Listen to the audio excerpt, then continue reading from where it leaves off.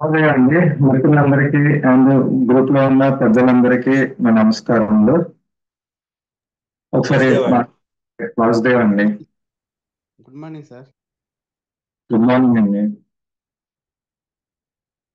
ఒకసారి ప్రేయర్ చేసుకుని మనం ఈరోజు టాపిక్ స్టార్ట్ చేసుకుందాం అండి.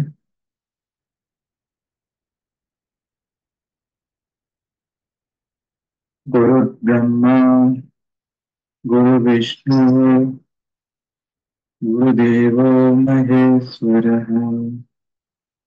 గురు సాక్షాత్ పరబ్రహ్మ తస్మై శ్రీ గురవే నమః. Master ఏ.కే. Master M and Master C.V.V. నమస్కారం. Master C.V.V. నమస్కారం. Master C.V.V. నమస్కారం. Your lotus feet. Master Animal. నమస్కారం. Your lotus feet.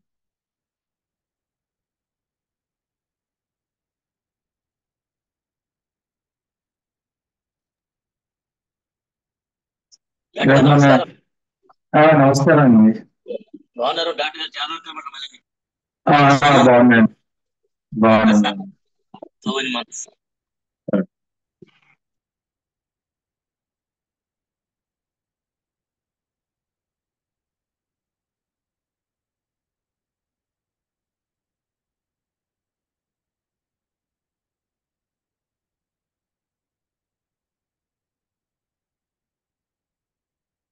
కనపడుతుంది కానీ పవర్ పాయింట్ తర్వాత వాయిస్ అండి.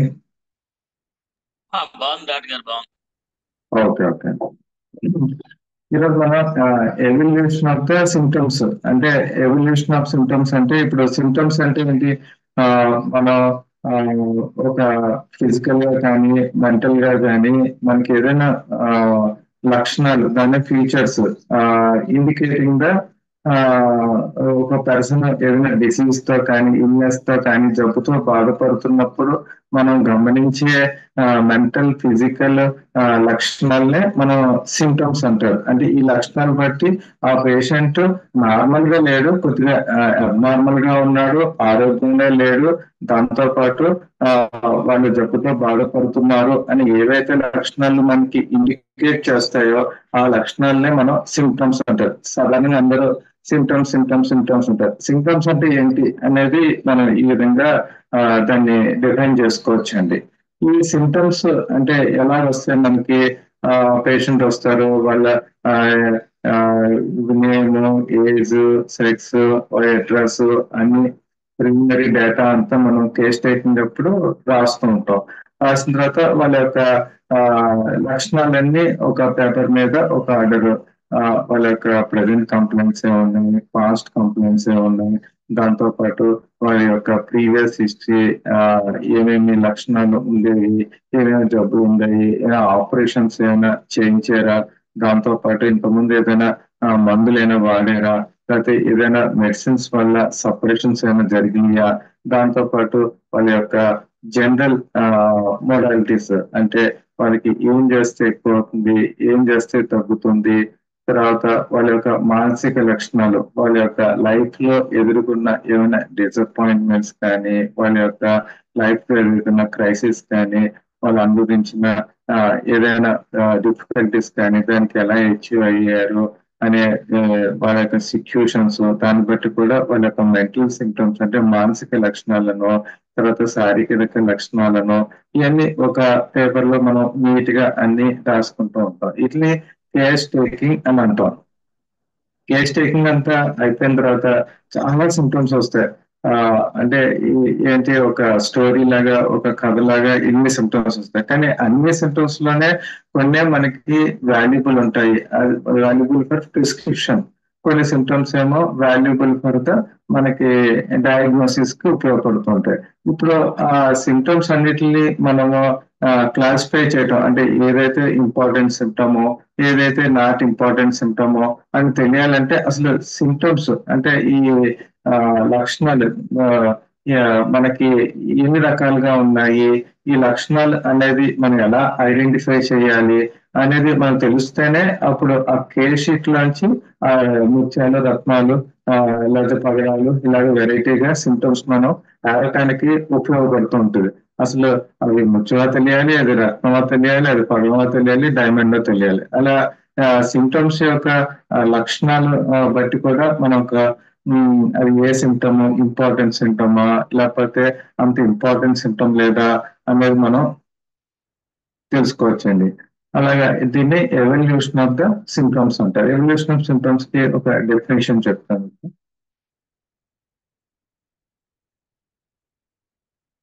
Evolution of the symptoms denotes the principles of grading the different type of symptoms according to their value. అంటే grade చేయటం. అంటే evolution of symptoms first మనం చేసేదంటే grading. అంటే ఇప్పుడు మనం ఏదైనా వస్తువులు గ్రేడ్ చేయటం ఎలా చేస్తారు? ఒక సేమ్ మెటీరియల్ అంటే ఇప్పుడు సేమ్ యాపిల్స్ ఉన్నాయనుకోండి, యాపిల్స్ అన్ని చిన్నవి మంచివి పెద్దవి ఎలాగా కొంచెం హై క్వాలిటీ ఉన్నాయా ఎలా ఉన్నాయా అలా గ్రేడింగ్ చేసేటప్పుడు evolution of the symptoms denote the principles of grading of different type of symptoms according to their value. అంటే తన వాల్యూ బట్టి మన కేస్ షీట్ లో ఉన్న సిమ్టమ్స్ అన్నిటిని గ్రేడింగ్ చేయటం దాన్ని ఎవల్యూషన్ అంటారు. దాంతో పాటు with a definite purpose of farming A individual picture of the patient. ఈ గ్రేడింగ్ ఎందుకు? ఈ సిమ్టమ్స్ అన్ని ఈ పేషెంట్ ని ఒక పేషెంట్ ని ఇండివిజువల్ పిక్చర్ ఫామ్ చేసేలాగా ఉపయోగపడతాయి. గ్రేడింగ్ ఆఫ్ సిమ్టమ్స్ అంటే ఇప్పుడు సేమ్ ఫీవర్ తో బాధపడుతున్నారు అనుకోండి, ఆ ఫీవర్ సిమ్టమ్ బట్టి మనం మెడిసిన్ అనేది ఇద్దరికి సేమ్ ఒకలాగే ఇవ్వలేం. వాళ్ళకి చలికి ఫీవర్ ఉన్నప్పుడు చలి తట్టుకోగలరా లేదా, అది ఫీవర్ ఉన్నప్పుడు వేడి తట్టుకోగలరా లేదా, ఫీవర్ ఉన్నప్పుడు దాహం ఎలా ఉంది, ఫీవర్ ఉన్నప్పుడు కొంచెం ఉప్పు బాగుంటుందా లేదా చల్లగా ఉంటుందా, ఫీవర్ ఉన్నప్పుడు కొంచెం వేడిగా ఉంటే బాగుంటుందా లేదా చల్లగా ఉంటే బాగుంటుందా, ఏదైనా క్రేవింగ్స్ ఎలా ఉన్నాయి అంటే ఇద్దరికి వేరువేరుగా ఉంటాయి. దాన్ని బట్టి మనం ఇండివిజువల్ పిక్చర్ ని తీసుకోవటం. ఎస్పెషల్లీ ఇప్పుడు మనం పల్స్ ఫీవర్ తీసుకున్నాం, అలాగే జెన్సీమం ఫీవర్ తీసుకున్నాం. పల్స్ ఫీవర్ లో కాంబినేషన్ తీసుకుంటేమో ఇప్పుడు ఏదైనా ఐస్ క్రీమ్స్ తిన్నాడు లేదా చల్లటి పదార్థాలు తిన్నాడు, ఏదైనా మనకి ఏదైనా తినటం వల్ల ఇండైజెషన్ వల్ల కూడా వీరికి ఫీవర్ స్టార్ట్ అవుతుంది. అదే మనకి జెన్సీమంగా తీసుకున్నాం అనుకో, వాడికి యాంగ్జైటీ వల్ల కానీ, టెన్షన్ వల్ల కానీ, యాంగర్ వెక్సేషన్ వల్ల కానీ, తర్వాత బాగా అలసిపోవటం వల్ల కానీ వచ్చేసి కాజేషన్ వల్ల వాళ్ళకి ఫీవర్ వచ్చేస్తుంది. అదే పల్స్టర్లో ఫీవర్ ఎలా ఉంటుందంటే మనకి ఆ ఫీవర్ ఉన్నా కూడా వీరికి గాలి కావాలనిపిస్తుంటుంది, చలేసినా కూడా కొంచెం ఓపెన్ ఎయిర్ కావాలనిపిస్తూ ఉంటది. పల్స్టర్లో వారికి నాలికి చూస్తే కూడా ఆరిపోయి ఉంటది. దాంతో పాటు వారికి ఎంత ఆరిపోయినా కూడా దాహం అనేది అస్సలు ఉండదు. అది పల్స్టర్ యొక్క ఇండివిజువల్ పిక్చర్. అలాగే జెన్సింగ్ లో కూడా కొద్దిగా చలి ఉన్నా కూడా ఫ్యాన్ వేసినా కూడా ముందు ఫ్యాన్ కట్టాను అంటాడు. దాంతో పాటు ఈ జెన్సింగ్ వల్ల ఏంటంటే వాళ్ళకి కూడా నోరు అంత ఆగిపోయి ఉండదు కానీ దాహం అస్సలు ఉండదు. అంటే ఫస్ట్ వాళ్ళేమో హాట్ థర్స్ట్లెస్ గా ఉంటారు, అదే జెన్సింగ్ వాళ్ళేమో చిల్లీ థర్స్ట్లెస్. అంటే ఇక్కడ రెండు డిఫరెంటియేటింగ్ గా ఉండి ఇండివిజువలైజింగ్ పిక్చర్ వస్తూ ఉంటుంది. అలాగే జెన్సింగ్ ఏమో బాగా మగతగా ఉంటాడు, రోజీగా ఉంటాడు, ఏదైనా అడిగినా కూడా అలా నిద్రపోతూ ఉంటాయి, కళ్ళు బరువు అనేది మనం జెన్సింగ్ లో చూస్తాం. అదే మనం పరిస్థితుల్లోకి వచ్చి చూసేసరికి వాడికి నీరసంగా ఉంటాడు, తనతో పాటు ఎవరైనా ఉండాలి, తనని పట్టించుకోవాలి, తన్ని ఓదార్చాలి, తన హాస్పిటల్ తీసుకెళ్ళాలి, లేకపోతే తనకి మీద కన్సోల్ చేయాలి. ఇలాంటి లక్షణాలన్నీ మనం పరిస్థితుల్లో ఉంటాయి. ఆ పరిస్థితుల్లో దాంతో పాటు ఏదైనా నొప్పి కానీ లేకపోతే ఏదైనా బాధ ఉంటే కూడా దాంతో పాటు ఏడవటం కానీ ఇసుక్కోవటం కానీ ఇలాంటి లక్షణాలన్నీ చూస్తాం. అంటే ఇప్పుడు ఫీవర్ అనేది పరిస్థితులలో సేమ్ ఉంది, అలాగే జెల్సీమియాలో సేమ్ ఉంది. కానీ వాళ్ళకి వచ్చే లక్షణాలు పల్సుల లక్షణాలు వేరేగా ఉన్నాయి, జెల్సీమ్ లక్షణాలు వేరేగా ఉన్నాయి. అలాగే ఇండివిజువల్ పిక్చర్ ఫామ్ చేయడం కోసం ఈ ఎవల్యూషన్ ఆఫ్ ద సిమ్టమ్స్, ఇది అక్యూట్ కేస్ కాబట్టి ఈ అక్యూట్ కేసు నేను ఇండివిజువల్ గా మనం చేయొచ్చు అనేది తెలుసుకున్నాం. అలాగే which is also be matched with the drug symptoms in order to select the హోమియోపతికి suitable for cure of the patient. తర్వాత ఫస్ట్ ఏమో గ్రేడింగ్ చేస్తాం, దాని తర్వాత ఏమో ఇండివిజువల్ పిక్చర్ చేస్తాం, దాని తర్వాత మ్యాచ్ చేసి మనము డ్రగ్ సెలెక్షన్ కి ఉపయోగపడుతుంది. అంటే ఈ విధంగా మనకి ఎవల్యూషన్ ఆఫ్ సింటమ్ గ్రేడింగ్ కి ఉపయోగపడుతుంది, ఇండివిజువల్ ఆఫ్ ద పిక్చర్ కి ఉపయోగపడుతుంది. దాంతో పాటు మనకి సిమ్టమ్ సిమిలారిటీని మ్యాచ్ చేసి సూటబుల్ డ్రగ్ ఇవ్వడానికి ఉపయోగపడుతుంది. అందుగురించి కేస్ టేకింగ్ ఎంత ఇంపార్టెంటో ఎవల్యూషన్ ఆఫ్ ద సిమ్టమ్స్ కూడా చాలా ఇంపార్టెంట్. ఈ ఎవల్యూషన్ ఆఫ్ సిమ్టమ్స్ మనకి స్టార్టింగ్ లో హోమియోపతి నేర్చుకునేటప్పుడు రకరకాల పేర్లు కనపడుతూ ఉంటాయి. కామన్ సిమ్టమ్స్ అని, పిక్యులర్ సిమ్టమ్స్ అని, క్యారెక్టరిస్టిక్ సిమ్టమ్స్ అని, లేకపోతే మెంటల్ జనరల్స్ అని, ఫిజికల్ జనరల్స్ అని. ఇదేంటి సిమ్టమ్స్ కి ఇన్ని రకాలుగా పేర్లు పెట్టారు? అసలు మెంటల్ జనరల్స్ ఏంటి, ఫిజికల్ జనరల్స్ ఏంటి, లేకపోతే ఈ సిమ్టమ్స్ అంటే ఏంటి, హోమియోపతిలో ఎందుకు ఇన్ని రకాలుగా విభజించారు అని తెలుసుకుంటేనే రేపు పొద్దున మనం కేస్ టేకింగ్ లో ఉపయోగపడుతుంది, ప్రిస్క్రిప్షన్ కి ఉపయోగపడుతుంది. దాంతో పాటు ఈ సిమ్టమ్ యొక్క వాల్యూ బట్టే మనం మందు సెలక్షన్ కి ఉపయోగపడుతూ ఉంటది. ఈ సిమ్టమ్ యొక్క వాల్యూ బట్టే మన డిసీజ్ డయాగ్నోసిస్ కూడా ఉపయోగపడుతూ ఉంటది. ఈ సిమ్టమ్ యొక్క వాల్యూ బట్టి మనం ఈ సిమ్టమ్స్ కి రిపర్టరీలో మన ఈ సిమ్టమ్ వాల్యూగా ఉంది, లేకపోతే ఈ సిమ్టమ్ ని మనం ఎక్కువగా కన్సిడర్ చేయొచ్చా లేదా ఇగ్నోర్ చేయొచ్చా అనేది ఎప్పుడైతే ఈ నాలెడ్జ్ ఆఫ్ ద సిమ్టమ్స్ ఉంటేనే మాత్రమే మనము ఈ కేస్ ని ప్రోగ్రెస్ వెళ్ళొచ్చు. కేసు దాని తర్వాత మెడిసిన్ ఇచ్చిన తర్వాత కూడా వచ్చిన సిమ్టమ్స్, కొంతమందికి మెడిసిన్ ఇచ్చిన తర్వాత ఏమైనా అగ్రివేషన్స్ వచ్చినా, ఎమిలేషన్స్ వచ్చినా, దాని తర్వాత పేషెంట్ యొక్క కండిషన్స్ కూడా ఎవాల్యుయేట్ చేయడానికి ఈ సిమ్టమ్స్ నాలెడ్జ్ అనేది చాలా ఇంపార్టెంట్ అండి. తర్వాత evaluation of the symptoms. Case taking merely effort has a mass of data, some useful or some useless, some greater value, some of the less value, both of from a diagnostic and therapeutic point of view. Case taking అయిన తర్వాత ఒక mass of data వచ్చేస్తుంది మన దగ్గర. ఆ డేటాలో నుంచి కొన్ని యూస్ఫుల్ సిమ్టమ్స్ ఉంటాయి, కొన్ని యూజ్లెస్ సిమ్టమ్స్ ఉంటాయి, కొన్ని ఏమో greater value of the symptoms, కొన్ని lesser value of the symptoms, కొన్ని ఓన్లీ మనకి కేసు డయాగ్నోసిస్ చేయడానికి మాత్రమే ఉపయోగపడే సిమ్టమ్స్ ఉంటాయి, కొన్ని ఓన్లీ కేసు మనము థెరపటిక్ పర్పస్ అంటే మెడిసిన్ ఇవ్వడానికి ఉపయోగపడే సిమ్టమ్స్. ఈ విధంగా ఆ సిమ్టమ్స్ మాస్ ఆఫ్ డేటా నుంచి మనం ఏరాలండి. దాన్ని గ్రేడింగ్ ఆఫ్ సిమ్టమ్స్ అంటారు. Out of which must merge the characteristic symptom totality, which alone lead us to the indicate the remedy. Characteristic symptoms అంటే ఇప్పుడు ఈ పరిస్థితుల పేషెంట్ కి ఈ లక్షణాలు ఉంటేనే మనము పరిస్థితులు అనుకుంటాం. అలాగే జెల్సియం పేషెంట్ కి ఈ లక్షణాలు ఉంటేనే మనం జెల్సియం. అలాగా ఒక డ్రగ్ కి చాలా ఇంపార్టెంట్. ఈ లక్షణాలు లేకపోతే ఈ డ్రగ్ గురించి మనం ఆలోచించాం. అలాగా ఇంపార్టెంట్ అంటే లక్షణాలు ఈ డ్రగ్ ని పెర్ఫెక్ట్ గా ఇండికేట్ చేస్తుంది అంటే వాటిని క్యారెక్టరిస్టిక్ సిమ్టమ్స్ అంటారు. ఈ క్యారెక్టరిస్టిక్ సిమ్టమ్స్ బట్టే మన డ్రగ్ కి వెళ్ళటానికి ఉపయోగపడుతున్నాం. అందుకే ఆ ఉన్న డేటాలోంచి ఏవి బాగా క్యారెక్టరిస్టిక్ సిమ్టమ్స్ ఉన్నాయో మనం ఏరుకుని ఆ సిమ్టమ్స్ బట్టి అది ఏ డ్రగ్ ని ఇండికేట్ చేస్తుందో దాన్ని చూసుకోవాలి.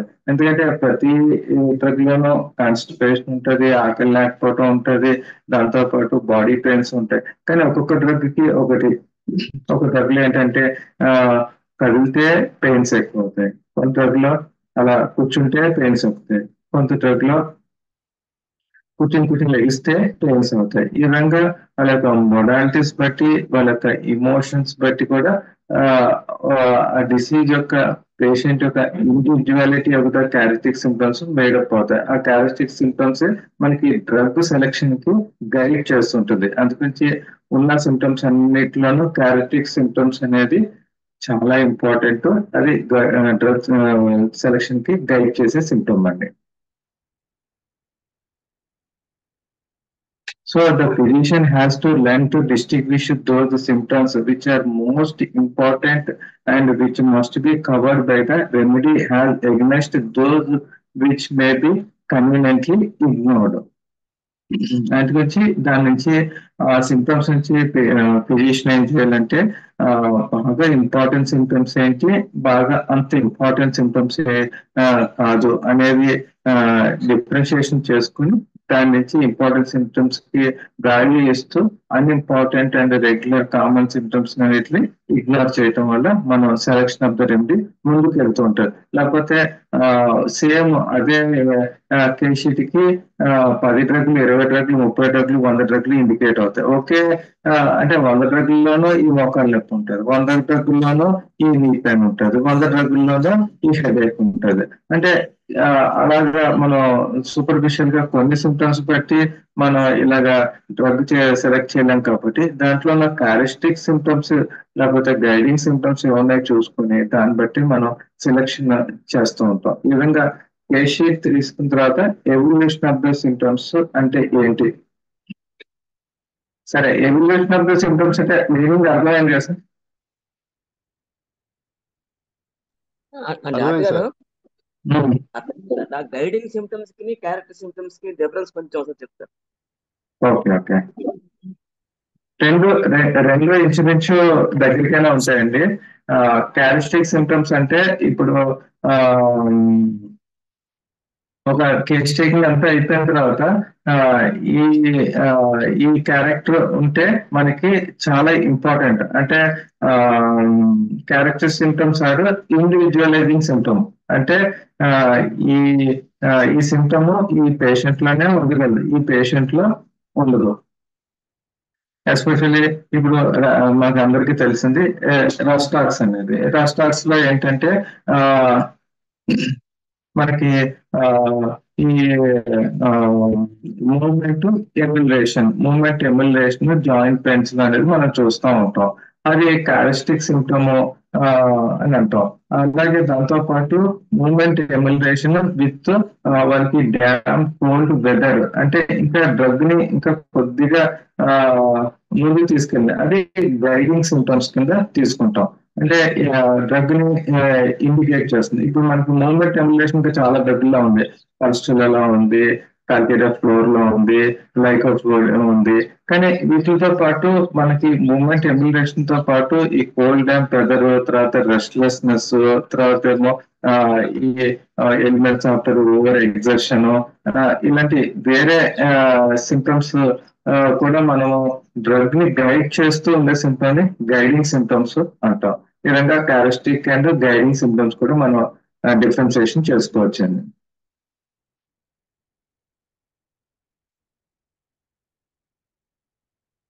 అసలు ఈ ఎవల్యూషన్ ఆఫ్ ద సిమ్టమ్ ని ఏ విధంగా మనము క్లాసిఫికేషన్ చేయొచ్చండి. క్లాసిఫికేషన్ చేయడానికి ఫస్ట్ హ్యానిమన్ గారు వచ్చారు, దాని తర్వాత కెంట్ వచ్చారు, దాని తర్వాత బోరిక్ వచ్చారు, బోనింగాసన్, ఇలా 4 మెంబర్స్ మనకి ఈ ఎవల్యూషన్ ఆఫ్ సిమ్టమ్స్ వాళ్ళ యొక్క మెథడ్ లో వాళ్ళు గ్రేడేషన్ చేసుకున్నారండి. కెంట్ మెథడ్ లో మనం వచ్చేటప్పటికి ఎక్కువగా ఫాలో అయ్యేది మనకి మైండ్ సిమ్టమ్స్ కానీ, ఫిజికల్ జనరల్స్ కానీ, మొడాలిటీస్ కానీ ఎక్కువగా బాగా ఉన్నప్పుడు మన కెంట్ మెథడ్, అంటే ఈ మెథడ్ ఏది ఫాలో అవ్వాలి అనేది మనం ఎక్కువగా డిసైడ్ చేసేది కేసేనండి. కేస్ బట్టే మనము ఈ సిమ్టమ్స్ ఫాలో అవుతూ ఉంటాం. కెంటియన్ మెథడ్ అంటే కెంట్ ఏ విధంగా కెంట్ యొక్క రిపర్టరీ కానీ, కెంట్ మెట్రోమెడికా కానీ, కెంట్ ఎక్కువగా ప్రిస్క్రిప్షన్స్ లో కానీ ఫాలో అయ్యేది ఎక్కువగా వచ్చిన కేసు డేటా అందరినీ 3 కింద డివైడ్ చేశారండి. ఒకటి జనరల్ సిమ్టమ్స్, 2 కామన్ సిమ్టమ్స్, మూడు పర్టికులర్ సింటమ్స్. దీని గురించి ఈరోజు మనం కెంట్ మెథడ్ గురించి డీటెయిల్ గా తెలుసుకుందాం. ముందు హ్యానిమన్ గారు ఏంటంటే స్టార్టింగ్ లో సింటమ్స్ అన్నిటిని రెండు కింద విభజించేశారు. ఒకటేమో కామన్ సింటమ్స్, ఒకటి అన్కామన్ సింటమ్స్. కామన్ సింటమ్స్ అంటే అందరికీ ఉండే సింటమ్స్. ఇప్పుడు మైగ్రేన్ హెడేక్ అనే ఉందనుకో, మైగ్రేన్ హెడేక్ అనేది కామన్ సింటమ్, అంటే వీళ్ళకి ఉంటది వాళ్ళకి ఉంటది. అలా కాకుండా మైగ్రేన్ హెడేక్ తో పాటు ఓన్లీ మార్నింగ్ టైమే వస్తుంది, ఓన్లీ రాత్రి నిద్రలోనే వస్తుంది అనే సింటమ్ ఉందనుకోండి, అది అన్కామన్ సింటమ్. అంటే ఈ విధంగా కామన్ సింటమ్ ఏమో ఓన్లీ డయాగ్నోసిస్ ద డిసీజ్ కు ఉపయోగపడుతుంది. అంటే మైగ్రేన్ హెడేక్ లేకపోతే ఇది ఆస్టియో ఆర్థరైటిస్ ఇలా డయాగ్నోసిస్ ఉంటుంది. అదే అన్కామన్ సింటమ్ ఏంటంటే మనం మందు సెలెక్షన్ కి ఉపయోగపడుతూ ఉంటుంది. దీన్ని మనం ఇందాక అనుకున్న క్యారెక్టరిస్టిక్ సింటమ్స్ కూడా అనుకోవచ్చండి. ఇలా హ్యానిమన్ ఓన్లీ సింపుల్గా కామన్ అన్కామన్ అని రెండు కింద డివైడ్ చేశారు. Boericke method. ఇప్పుడు బోరిక్ మనకి బెటర్ అమెరికా వాళ్ళు ఉంటాయి కదండి, వాళ్ళ రిపర్టరీ లో కానీ బోరిక్ మెథడ్ లో కానీ ఏం చేస్తారంటే సింటమ్స్ ని ఈయన కూడా రెండు రకాలుగానే డివైడ్ చేశారు. ఒకటేమో basic symptoms. Basic symptoms nothing but the ఈ పెథోగ్నామిక్ సింటమ్స్. అంటే ఈ సింటమ్స్ బట్టి ఇది మనము ఈ డిసీజ్ అని చెప్పవచ్చు. ఇప్పుడు చికెన్ గున్యా ఉందనుకో, fever, joint pains, nausea, vomitings, body pains, ఇలాంటి సింటమ్స్ అన్ని పెట్టి ఇది చికెన్ గున్యా ఫీవర్. లేకపోతే ఏదైనా ఈవినింగ్ రైజ్ ఆఫ్ టెంపరేచర్ ఉండి వెయిట్ తగ్గిపోతున్నారు, లేకపోతే ఇమార్జినేట్ అయిపోతున్నారు, ఆకలి లేదు, చెమటలు పడుతున్నాయి, వీటిని బట్టి ట్యూబర్క్లోసిస్ అని, ఈ విధంగా కొన్ని లక్షణాలు బట్టి మనం ఏ విధంగా అది డిసీజ్ డయాగ్నోసిస్ చేయటం, వాటిని బేసిక్ సిమ్టమ్స్ అంటారు. అలా కాకుండా డిటర్మినేటివ్ సిమ్టమ్స్. డిటర్మినేటివ్ సిమ్టమ్స్ లో ఏమొస్తాయంటే మొరాలిటీస్ ఏ టైంలో వస్తున్నాయి, మెంటల్స్ అంటే మానసిక లక్షణాలు, తర్వాత క్వాలిఫైడ్ బేసిక్. బేసిక్ సిమ్టమ్స్ లో కూడా ఏదైనా చాలా ఇంపార్టెంట్ బేసిక్ సిమ్టమ్ ఉందా, లేదా పర్టిక్యులర్ సిమ్టమ్స్, ఈ అన్నిటిని కలిపి డిటర్మినేటివ్ సిమ్టమ్స్ అంటారు. ఇది బోరిక్ మెథడ్ బట్టి మనము ప్రిస్క్రిప్షన్. ఎక్కువగా బోరిక్ మెథడ్ ఎక్కువగా పెథలాజికల్ కేసెస్ లో, ఇన్క్యూరబుల్ కేసెస్ లో, తర్వాత ఏమో ఎక్యూట్ కేసెస్ లో మనకి చాలా బాగా ఉపయోగపడుతూ ఉంటుంది. బోనింగాసన్ మెథడ్. బోనింగాసన్ అన్నిటికంటే నెక్స్ట్ వచ్చింది బోనింగాసన్ మెథడ్. మనం బోనింగాసన్ మెథడ్ సింపుల్ గా ఏంటంటే ఎక్కువ పాథలాజికల్ కేసెస్ లో మనకి డిసీజ్ ఏ ప్లేస్ లో ఉంది, లొకేషన్, డిసీజ్ అక్కడ ఎలా చూపిస్తుంది, బర్నింగ్ ఉందా, స్టిచ్చింగ్ ఉందా, లేకపోతే మనకి ఏ విధంగా ఇబ్బంది పెడుతుంది, సెన్సేషన్, లొకేషన్, సెన్సేషన్, మోడాలిటీస్. ఏ టైంలో ఎక్కువ అవుతుంది, ఏ టైంలో తగ్గుతుంది, ఏం చేస్తే ఎక్కుతుంది, ఏం చేస్తే తగ్గుతుంది, వాటిని మోడాలిటీస్ అంటారు. అలాగే కన్కామినెంట్స్. కన్కామినెంట్స్ అంటే ఇప్పుడు మనకి డిసీజ్ తో పాటు యాక్చువల్ గా వాడికి సివియర్ జాయింట్ పెయిన్స్ ఉన్నాయి, జాయింట్ పెయిన్స్ తో పాటు వాడికి ఏదైనా తిన్న వెంటనే అర్జెంట్ గా మోషన్కి వెళ్ళిపోవటం, అంటే ఇది ఒక కన్కామినెంట్. దాంతో పాటు వాడికి తిన్న వెంటనే కడుపులో నొప్పి రావటం, లేకపోతే తిన్న వెంటనే వామిటింగ్ రావటం, లేకపోతే జాయింట్ పెయిన్స్ ఎప్పుడైతే ఉన్నాయో వాడికి డైజెషన్ కూడా ఇబ్బంది రావటం, ఇలాంటి కన్కామినెంట్ సిమ్టమ్స్ అని అంటారు. అంటే ఆ డిసీజ్ కి సంబంధం లేదు, కానీ అది ఎప్పుడు ఇది ప్రాబ్లం ఉన్నప్పుడు ఈ రెండు కంబైన్డ్ గా వస్తూ ఉంటాయి. దాన్ని కూడా కన్కామినెంట్. ఈ విధంగా బోగస్ మెథడ్ లో మనము లొకేషన్, సెన్సేషన్, మోడాలిటీ, కన్కామినెంట్ ఈ మెథడ్ కి ఎప్పుడు వెళ్తాం మనం, ఈ మైండ్ సిమ్టమ్స్ అంత ప్రామినెంట్ గా లేనప్పుడు ఈ బోగర్ సెన్సేషన్ బోగర్ మెథడ్ కి వెళ్తాం. దాని గురించి ఇందులో బోగర్ తీసుకున్నాల్సింది ఏంటంటే పర్సనాలిటీ ఆఫ్ ద ఇండివిజువల్.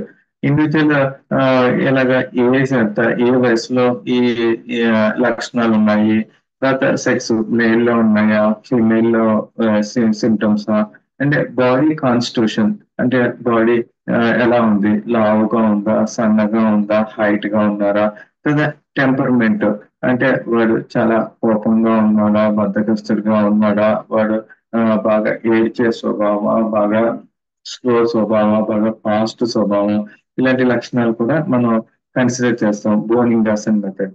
దాంట్లో డిసీజ్ నేచర్ అండ్ పిక్యులారిటీ, ఆ డిసీజ్ యొక్క స్వభావం ఎలా ఉంది అంటే ఇందాక అనుకున్నాం కదా, ఏదైనా స్కిన్ ప్రాబ్లమ్ ఉందనుకో, దాంట్లో బర్నింగ్ సెన్సేషన్ ఉందా, ఇచ్చింగ్ ఉందా, లేకపోతే నమ్నెస్ ఉందా, లేకపోతే అక్కడ ఏమైనా అబ్నార్మల్ సెన్సేషన్ కానీ ఏమైనా డిశ్చార్జెస్ కానీ ఉన్నాయా అనేది మనం డిసీజ్ అనే పిక్యులారిటీని చూస్తుంటాం. మళ్ళీ డిశ్చార్జెస్ కూడా ఎల్లో కలర్ ఉన్నాయా, గ్రీన్ కలర్ ఉన్నాయా, ఆఫెన్సివ్నెస్ ఉందా, వైట్ కలర్ ఉన్నాయా అనేది చూస్తూ ఉంటాం. లేదా సీట్ ఆఫ్ డిసీజ్ అంటే మనకి ఆ ఎక్కడ పెయిన్ ఎక్కడ వస్తుంది, రైట్ షోల్డర్ లో వస్తుందా, లెఫ్ట్ షోల్డర్ లో వస్తుందా, నెక్ లో వస్తుందా అంటే ప్లేస్ ఆఫ్ డిసీజ్ ని సీట్ ఆఫ్ డిసీజ్ అంటారు. అకాంపనింగ్ సింటమ్స్ అంటే మనం ఇది అకాంపనింగ్ సింటమ్స్ అంటే అసోసియేటెడ్ అండ్ కన్కామినెంట్ సింటమ్స్ అంటే డిసీజ్ తో సంబంధం లేకుండా డిసీజ్ తో పాటు వచ్చే సింటమ్స్ ని మనం కన్కామినెంట్స్ అంటాం. ఇవి కూడా సెలెక్షన్ ఆఫ్ రెమెడీకి చాలా ఇంపార్టెంట్ అండి. లేదా కాజ్ ఆఫ్ డిసీజ్ దేనివల్ల కొంతమందికి ఎక్కువగా అలసట వల్ల వస్తుందా, లేకపోతే వర్షంలో తడటం వల్ల వచ్చిందా, లేకపోతే ఐస్ క్రీమ్స్ తినడం వల్ల వచ్చిందా, నాన్ వెజ్ వల్ల తినడం వల్ల వచ్చిందా, ఇలా cause of disease. And modalities అంటే డిసీజ్ ఏం చేస్తే ఎక్కువ అవుతుంది, ఏం చేస్తే తగ్గుతుంది. తర్వాత టైమ్. ఈ విధంగా 7 పాయింట్స్ పెట్టి బోనింగాసన్ మెథడ్ లో మనకి సిమ్టమ్స్ క్లాసిఫికేషన్ చేశారు. అండ్ ఇప్పుడు కేస్ షీట్ అంతా తీసేసుకున్నాము, మనం అందులో ఎక్కువగా ఫిజికల్ సిమ్టమ్స్, పాథలాజికల్ సిమ్టమ్స్, లేకపోతే మెంటల్ సిమ్టమ్స్ అంత ప్రామినెంట్ గా లేకుండా ఈ సిమ్టమ్స్ ఉన్నప్పుడు వీటి మీద కాన్సన్ట్రేట్ చేయండి. ముందు ఏంటంటే వాళ్ళు ఏ ఏజ్ లో వచ్చారు, ఏ సెక్స్ లో వచ్చారు, ఏ సెక్స్, బాడీ కాన్స్టిట్యూషన్, టెంపర్మెంట్ ఏంటి ఒక చేసుకోవాలి. దాంతో పాటు ఆ డిసీజ్ యొక్క నేచర్ ఎలా ఉంది అది కూడా మనం బాగా అనాలిసిస్ చేయాలి. తర్వాత ఏ ప్లేస్ లో ఉంది డిసీజ్, తర్వాత ఏమో ఆ డిసీజ్ తో పాటు వచ్చే అకంపెనింగ్ సిమ్టమ్స్ ఏమున్నాయి, తర్వాత ఆ cause of disease and modalities and time. ఈ విధంగా 7 గా ఈ సిమ్టమ్స్ ని క్లాసిఫై చేశారు. ఇది కొద్దిగా కన్ఫ్యూజ్ గా ఉందా, అర్థమైందా సార్? సార్ స్పీడ్ ఎక్కువైంది సార్, కొంచెం స్పీడ్ ఎక్కువైంది. ఓకే ఓకే ఓకే అవును. ఓకే. చాలా సింపుల్ గా ఒకసారి చెప్తాను సార్. టెన్త్ మెథడ్ లో ఓన్లీ 3 టైప్స్ కింద డివైడ్ చేశారు.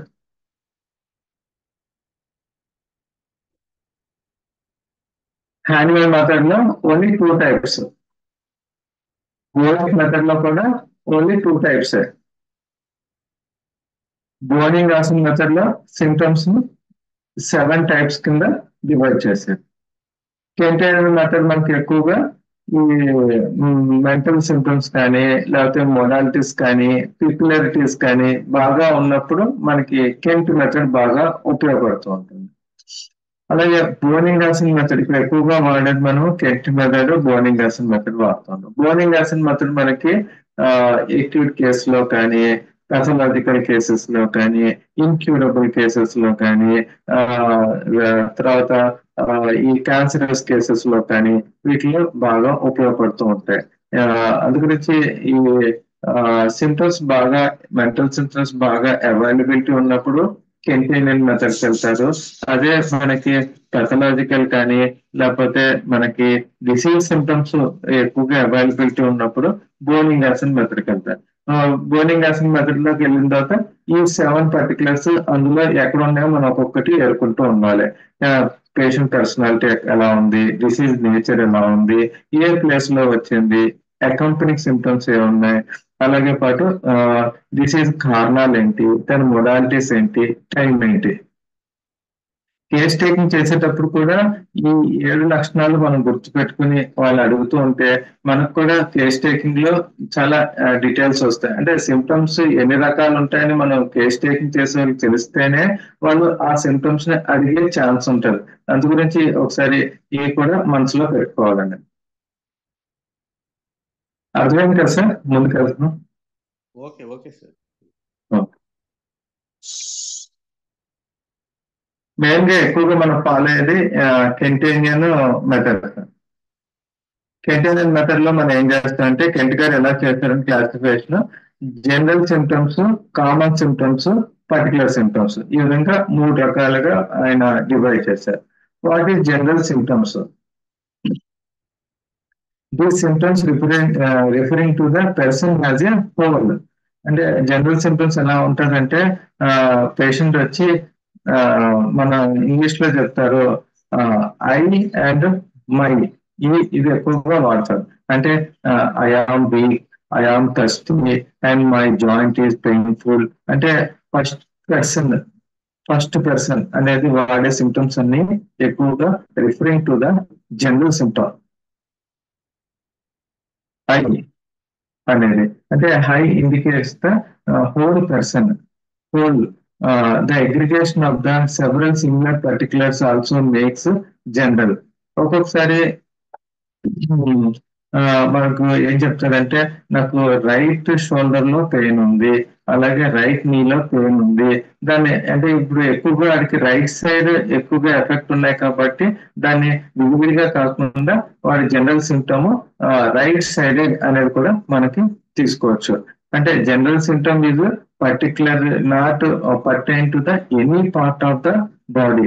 అంటే మనకి ఆకలి ఎలా ఉంది, ఆకలి అంటే ఏదైనా పార్ట్ కి సంబంధించిందా, తర్వాత ఏమో థర్స్ట్ ఎలా ఉంది, అది కూడా జనరల్ గా ఒక వాడి యొక్క నేచర్ బట్టి కానీ ఒక పార్ట్ సంబంధించింది కాదు.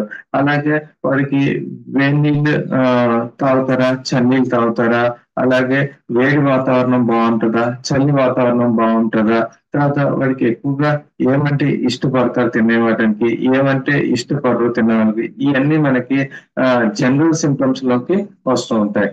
Naturally high value then particular. ఈ జనరల్ సిమ్టమ్స్ అనేది మనకి పర్టికులర్ సిమ్టమ్స్, ఎస్పెషల్లీ పర్టికులర్ అంటే పర్టికులర్ పార్ట్ సంబంధించింది, అంటే నెక్ పార్ట్ సంబంధించింది, లేదా కన్ను, ఇయర్, నోస్, లేకపోతే జాయింట్స్, ఇలా పర్టికులర్ సిమ్టమ్స్ కన్నా ఈ జనరల్ సిమ్టమ్స్ అనేది చాలా ఇంపార్టెంట్. ఒక్కొక్కసారి మనం ఈ పర్టికులర్ పార్ట్ సిమ్టమ్ లేకపోయినా, అంత ఇంపార్టెంట్ లేకపోయినా, జనరల్ సిమ్టమ్స్ బట్టి కూడా మనం ప్రిస్క్రిప్షన్ చేసుకోవచ్చండి. A strong, well-marked general symptom overrule any number of even strong particulars. అంటే ఒక్కొక్కసారి ఈ స్ట్రాంగ్ జనరల్ సిమ్టమ్ సెలక్షన్ కి ఎంతగా ఉపయోగపడుతుందంటే స్ట్రాంగ్ పర్టికులర్ ని కూడా మనం ఓవర్లుక్ చేయొచ్చు. ఎగ్జాంపుల్, ఒక ఫీమేల్ పేషెంట్ ఇర్రెగ్యులర్ గా మెన్సెస్ వస్తుంది, పీసీఓడి ప్రాబ్లం వస్తుంది, ఎవ్రీ 2 months 3 months ఒకసారి వస్తుంది, కానీ చాలా బ్లీడింగ్ మాత్రం బాగా తక్కువగా అవుతుంది, మళ్ళీ ఒక 3-4 months వరకు రావట్లేదు. ఇక్కడ మనం పర్టికులర్ సిమ్టమ్ ఏంటంటే మెన్సెస్ చాలా తక్కువగా వస్తుంది, అది కూడా ఇర్రెగ్యులర్ మెన్సెస్ వస్తుంది. ఈ రెండు పర్టికులర్ సిమ్టమ్. కానీ ఒక జనరల్ సిమ్టమ్ చెప్పింది ఆవిడ ఏంటంటే weakness, menses, aggravation after disproportional to loss of blood. అంటే ఏంటి, నీరసం, భయంకర నీరసం. ఎందుకమ్మా అంత నీరసం అంటే బ్లీడింగ్ ఎక్కువ అవుతుందా అని అడిగాం. అంటే బ్లీడింగ్ ఓన్లీ డైలీ ఒక 1-2 ప్యాడ్స్, చాలా తక్కువ, అది కూడా అప్పుడప్పుడు స్పాటింగ్ కూడా అవుతుంది. కానీ నాకు కొద్దిగా అయినా కూడా నాకు చాలా విపరీతమైన నీరసం వస్తుంది అని చెప్పింది. ఆ నీరసం వస్తుంది అనేది మనము జనరల్ సిమ్టమ్. ఈ విధంగా మనం ఇర్రెగ్యులర్ మెన్సెస్, తర్వాత ఏమో స్కాంటీ మెన్సెస్, తర్వాత పీసీఓడి, ఇవన్నీ పర్టికులర్ సిమ్టమ్స్. దీనికి మనకి ఇంపార్టెన్స్ ఇవ్వకుండా ఆవిడకి వచ్చిన ఈ పర్టికులర్ సిమ్టమ్ ఏంటంటే జనరల్ గా ఎక్కువ బ్లీడింగ్ అయితేనే మనకి బాగా నీరసం వస్తుంది. కానీ ఈ పేషెంట్లు ఏంటంటే కొద్దిగా బ్లీడింగ్ అయినా, అంటే ఓన్లీ స్పాటింగ్ అయినా కూడా ఇంకా నేను ఆ రోజు ఏం పనులు చేయలేనండి, నేను ఇలాగ పడుకుని ఉండాలి, నీరసంగా ఉంటది అని అన్నారు అనుకో, ఆ బేసిస్ అనేది మనము జనరల్ పెక్యులర్ క్యారెక్టరిస్టిక్ ఫీచర్ అని అంటాం. దాన్ని బట్టి మనం ఇపికాక్ లో ఉంది, ఇపికాక్ లో వేస్తే ఆ పేషెంట్ పీసీఓడి కూడా తగ్గిందండి. కాషన్, దీనికి జనరల్ సిమ్టమ్స్ ని ఎప్పుడు తీసుకోకూడదని కాషన్ కూడా ఉంది. Number of strong particulars must not be neglected on account of 1 or even more weak generals. ఎక్కువ మనకి వీక్ జనరల్స్ అంతా ప్రామినెంట్ గా లేవు, కానీ పర్టికులర్స్ మాత్రం చాలా ప్రామినెంట్ గా ఉన్నాయి. అప్పుడు మాత్రం మనం ఈ పర్టికులర్స్ కూడా ఇంపార్టెన్స్ ఇస్తుంది. అంటే జనరల్స్ కూడా అది చాలా ప్రామినెంటా, లేకపోతే జనరల్స్ కూడా నెగ్లెక్టబుల్ అనేది మనం మెట్రోమెరిక్ యొక్క నాలెడ్జ్ బట్టి, పేషెంట్ ఎక్స్ప్రెషన్ బట్టి కూడా మనం చెప్పొచ్చు. Example, headache emulated urination during. Headache నాకు ఎప్పుడు రైట్ సైడ్ వస్తుంది, నాకు లేకపోతే హెడేక్ ఎక్కువగా నాకు ఆక్సిపిటల్ అంటే వెనకాల మెడ పైన వస్తుంది అని చెప్పారు. మనం హెడేక్ ఆక్సిపిటల్ రీజన్ లో వస్తుంది అనేది మనకి జనరల్ సిమ్టమ్. అక్కడ ఆ భాగంలో హెడేక్ ఎక్కువగా నాకు ఏదైనా స్ట్రెయిన్ అయితే వస్తుంది అనేది మనకి జనరల్ సిమ్టమ్. అలా కాకుండా ఒక పర్టికులర్ ఇంపార్టెంట్ రూబ్రిక్ ఒకటి ఉంది, అదేంటంటే హెడేక్ ఎమ్యులేటెడ్ యూరినేషన్ డ్యూరింగ్. అంటే నాకు సివియర్ తలనొప్పి ఉంది, కానీ నాకు ఎప్పుడు పాస్ పోసుకున్నప్పుడల్లా కూడా ఆ తలనొప్పి ఉండదండి అంటారు. ఎస్పెషలీ మనకి జెల్సీమియము, ఇగ్నీషియా, పాస్పారిక్ యాసిడ్, సానిమేరియా, ఇది పర్టికులర్ సిమ్టమే కానీ చాలా ఇంపార్టెంట్ సిమ్టమ్. అందుకని ఈ బేస్ మీద కూడా మనము ప్రిస్క్రిప్షన్ చేసుకోవచ్చు. అంటే జనరల్ సిమ్టమ్స్ బాగా వీక్ గా ఉన్నాయనుకోండి, దానికన్నా పర్టికులర్ సిమ్టమ్స్ బాగా ప్రామినెంట్ గా ఉంటే పర్టికులర్ మీద మనం బేస్ చేసుకోవచ్చు. అలా కాకుండా ఎక్కువగా మనం ఇంపార్టెన్స్ ఇవ్వాల్సింది అంటే జనరల్ సిమ్టమ్స్. అంటే జనరల్ సిమ్టమ్స్ మీదే ఎక్కువగా మనం ప్రిస్క్రిప్షన్ చేస్తాం. కానీ ఆ జనరల్ సిమ్టమ్స్ చాలా వీక్ గా ఉండి పర్టికులర్స్ చాలా ప్రామినెంట్ గా ఉంటే ఆ పర్టికులర్స్ మీద కూడా మనం ప్రిస్క్రిప్షన్ చేసుకోవచ్చు.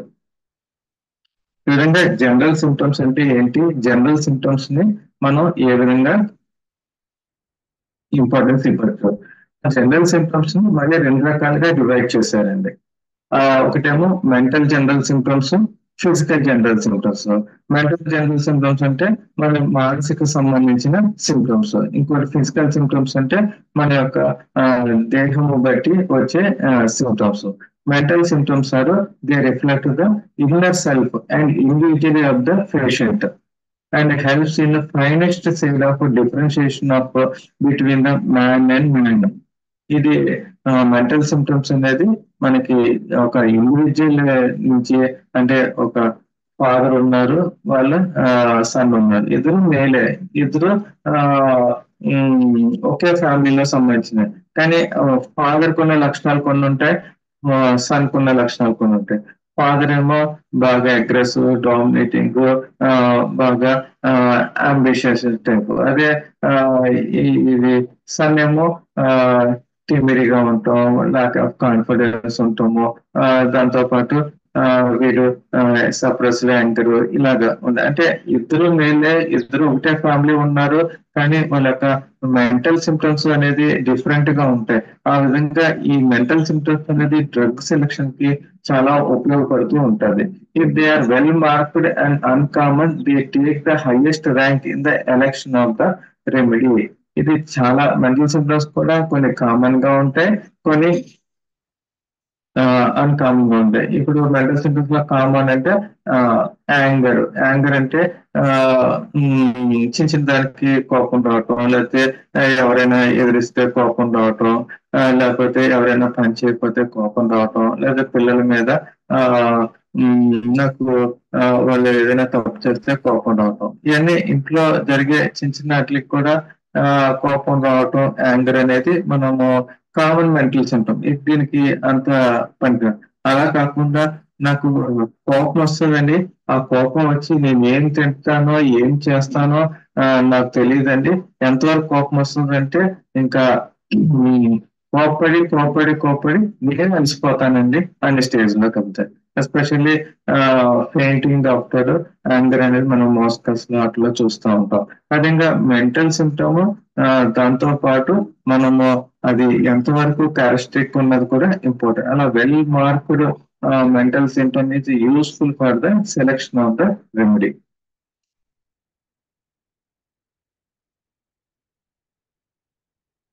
మెంటల్ జనరల్స్ అంటే ఇప్పుడు మనం మెంటల్ జనరల్స్ కేస్ టేకింగ్ తీసుకునేటప్పుడు జనరల్ సిమ్టమ్స్ లో మెంటల్ జనరల్స్ అనేది తీసుకున్నప్పుడు ఫస్ట్ మనం వీళ్ళు తీసుకుంటాం, వీళ్ళ గురించి నెక్స్ట్ చెప్తాను. దాని తర్వాత అండర్స్టాండింగ్ ఎలా ఉంది, అంటే వాడికి మనం చెప్పింది అర్థం చేసుకుంటున్నాడా, తెలివితేటలు ఉన్నాయా, ఆ తర్వాత ఏమో మనం చెప్పింది వేరే రకంగా అర్థం చేసుకుంటున్నాడా, సిచ్యుయేషన్ ని వేరే రకంగా ఇమాజినేషన్ చేసుకుంటున్నాడా అనే అండర్స్టాండింగ్ లో డెలీరియం వస్తుంది, hallucinations, delusions, confusion and loss of time senses. అంటే టైం ఈ రోజేమో నిన్న జరిగింది అంటాడు, మొన్న ఎప్పుడో జరిగిందేమో రేపు జరగచ్చేమో అంటాడు. ఇలాంటి లాస్ ఆఫ్ టైం సెన్సేషన్ ఇవన్నీ అండర్స్టాండింగ్ లో వస్తాయి. ఇవి కూడా మనం కేస్ టేకింగ్ ఇప్పుడు అడుగుతూ ఉండాలండి. తర్వాత ఇంటెలెక్ట్, వాడు మెంటల్ జనరల్స్ లో 3గా డివైడ్ చేసినప్పుడు వీళ్ళు అండర్స్టాండింగ్, ఇంటెలెక్ట్. ఇంటెలిజెన్స్ ఎలా ఉంది అంటే ఏదైనా తొందరగా అర్థం చేసుకోగలుగుతున్నాడా, ఏదైనా తొందరగా చదివింది నేర్చుకోగలుగుతున్నాడా, ఇలా ఇంటెలిజెన్స్ ఎలా ఉంటుంది, కొంచెం స్లో ఉన్నాడా, ఫాస్ట్ ఉన్నాడా, తర్వాత మెమరీ ఎలా ఉంది, అన్ని గుర్తుంటున్నాయా, మర్చిపోతున్నాడా, కాన్సన్ట్రేషన్, తర్వాత మ్యాథ్స్ యాప్టిట్యూడ్ ఎలా ఉంది, ఇడియోసి అంటే చైల్డిష్ బిహేవియర్ ఉందా, లేకపోతే అమాయకంగా ఉన్నాడా, ఇవన్నీ ఇంటెలెక్చువల్ లోకి వస్తూ ఉంటాయి. Will and affection understanding are most important then intellect.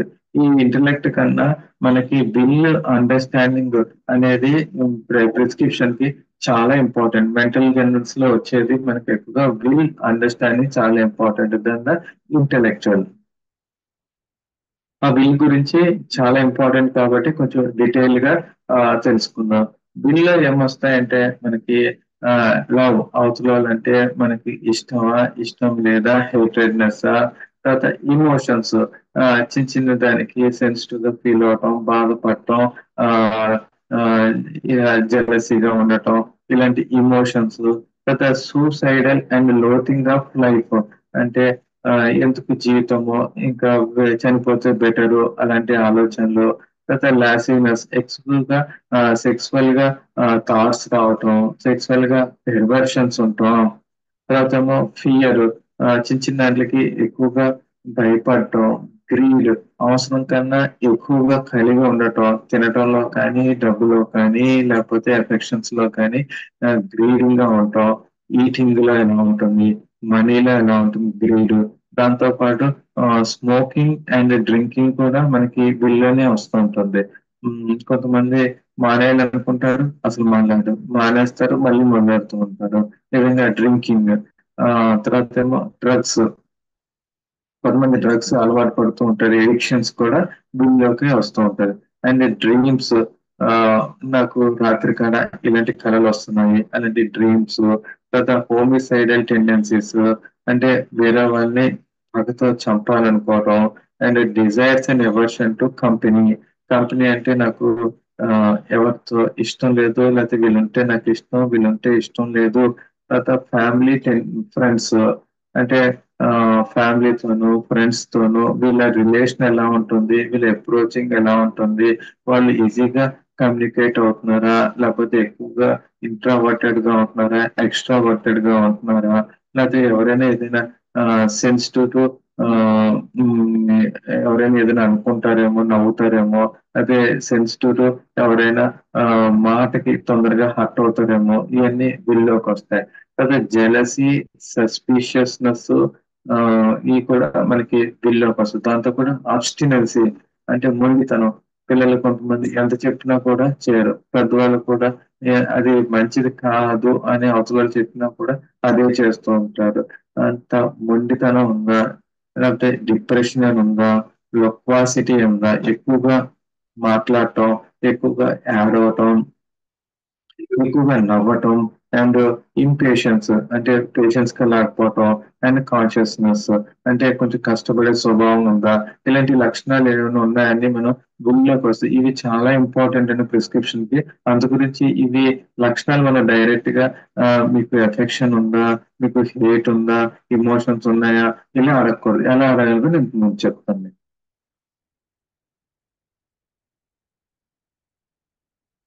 ఆ విల్ రెండు రకాలు ఉంటాయి. ఒకటి పాజిటివ్ విల్ ఉంటది, ఒకటి నెగిటివ్ విల్ ఉంటది. పాజిటివ్ విల్ వచ్చే డ్రగ్స్ ఎలా ఉంటాయి, మెంటల్స్ అంటే బాగా క్రేజీగా ఉంటారు, చాలా ధైర్యంగా ఉంటారు, చాలా అడాసిటీ, అంటే ఆ, అంటే ఏదైనా వచ్చినా కూడా నేను ఎదుర్కోగలను అని ఉంటారు. తర్వాత ఏమో పాజిటివ్నెస్ ఉంటుంది, బాగా పాజిటివ్నెస్ ఉంటుంది. తర్వాత అబ్స్టినెస్, మొండితనం ఉంటుంది. ఏదైనా మొదలు పెట్టాడంటే అది అయిపోయే వరకు కంప్లీట్ చేసే అంత ప్రిజర్వెన్స్ ఉంటుంది. ప్లాన్స్ చేస్తాడు. ఆప్టిమిక్ అంటే ఇది అవ్వదు అనే కూడా నేను ఏదో రకంగా దీన్ని ఆ, తెలుసుకుని వస్తానని ఆప్టిమిస్టిక్, హోప్ఫుల్నెస్, ఇవన్నీ పాజిటివ్ విల్ ఉంటది. అంటే పాజిటివ్ విల్ సంబంధించిన డ్రగ్స్ కొన్ని ఉంటాయి. ఎస్పెషల్లీ ఇప్పుడు ఆరం కానీ, ఫెర్రం కానీ, మెటల్స్ లోని మెర్క్సాల్ కానీ, ఇలాగా ఆ, వీటిలో పాజిటివ్ బిల్స్ అనేది మనం చూస్తాం. అదే నెగిటివ్ బిల్ ఉండేది ఏంటంటే టిమిడిటీ, బ్యాష్ఫుల్నెస్, ఇర్రెసల్యూషన్, అంటే దేనికి నిర్ణయం తీసుకోలేరు. అండ్ కాన్ఫిడెన్స్, వాంట్ ఆఫ్, అంటే వాళ్ళకి ఏదైనా చేయాలన్నా కూడా నేను చేయగలనా లేదా అనే ధైర్యం లేకపోవటం. తర్వాత ఫియర్ఫుల్నెస్, యాంగ్జైటీ, అంటే జాగ్రత్తగా ఉంటాం. తర్వాత చిన్నవాళ్ళు నలుగురిలో మాట్లాడే ఎంబ్రేస్మెంట్, సూసైడల్ థాట్స్, డిస్పైర్, ఇలాంటివన్నీ మనకి నెగిటివ్ విల్ వస్తాయి. ఎస్పెషల్లీ నెగిటివ్ విల్ డ్రగ్స్ ఎలా ఉంటాయంటే ఈ మినరల్స్ మనకి కాల్కేరియా కానీ, పల్స్టిల్లా కానీ, బెరేటా కానీ, ఇలాంటి నెగిటివ్ విల్స్ అనేది మనం ఇది చూసుకోవచ్చు. ఈ రకంగా పాజిటివ్ విల్, నెగిటివ్ విల్ అనే రెండు రకాలుగా డిఫరెన్సియేషన్ చేసుకోవచ్చండి. తర్వాత the will can be elicited. ఇందాక నేను చెప్తున్నా ఈ విల్ ఎలాగ మనము పట్టాలి అనేది కేస్ టేకింగ్ చాలా ఇంపార్టెంట్ అండి. Elicitate best from any individualising by asking them their reactions in crisis. వాళ్ళ లైఫ్ లో ఏదైనా సిచ్యుయేషన్స్ ని మన అడగడగ్గా చెప్తూ ఉంటారు. పలానా టైంలో మాకు ఇలా ఫైనాన్షియల్ గా లాస్ అయిందండి, పలానా టైంలో వీళ్ళు మమ్మల్ని బాగా మోసం చేశారండి, పలానా టైంలో ఈ విధంగా ఆ, మా అమ్మగారు చనిపోయారండి, పలానా టైంలో మా పేరెంట్స్ అందరూ విడిపోయారండి, ఇద్దరు విడిపోయారండి. అంటే ఆ సిచ్యువేషన్ చెప్పినప్పుడు ఆ సిచ్యువేషన్స్ కి మీ రియాక్షన్ ఏంటి, ఆ క్రైసిస్ కి మీ reaction, asking them their reaction in crisis. ఆ క్రైసిస్ లో నాకు వాడి మీద చాలా కోపం వచ్చింది, వాడిని చంపాలని అనిపించింది. లేదా కొంతమంది ఏమో ఆ టైంలో నేను చనిపోవాలని అనిపించింది అంటారు.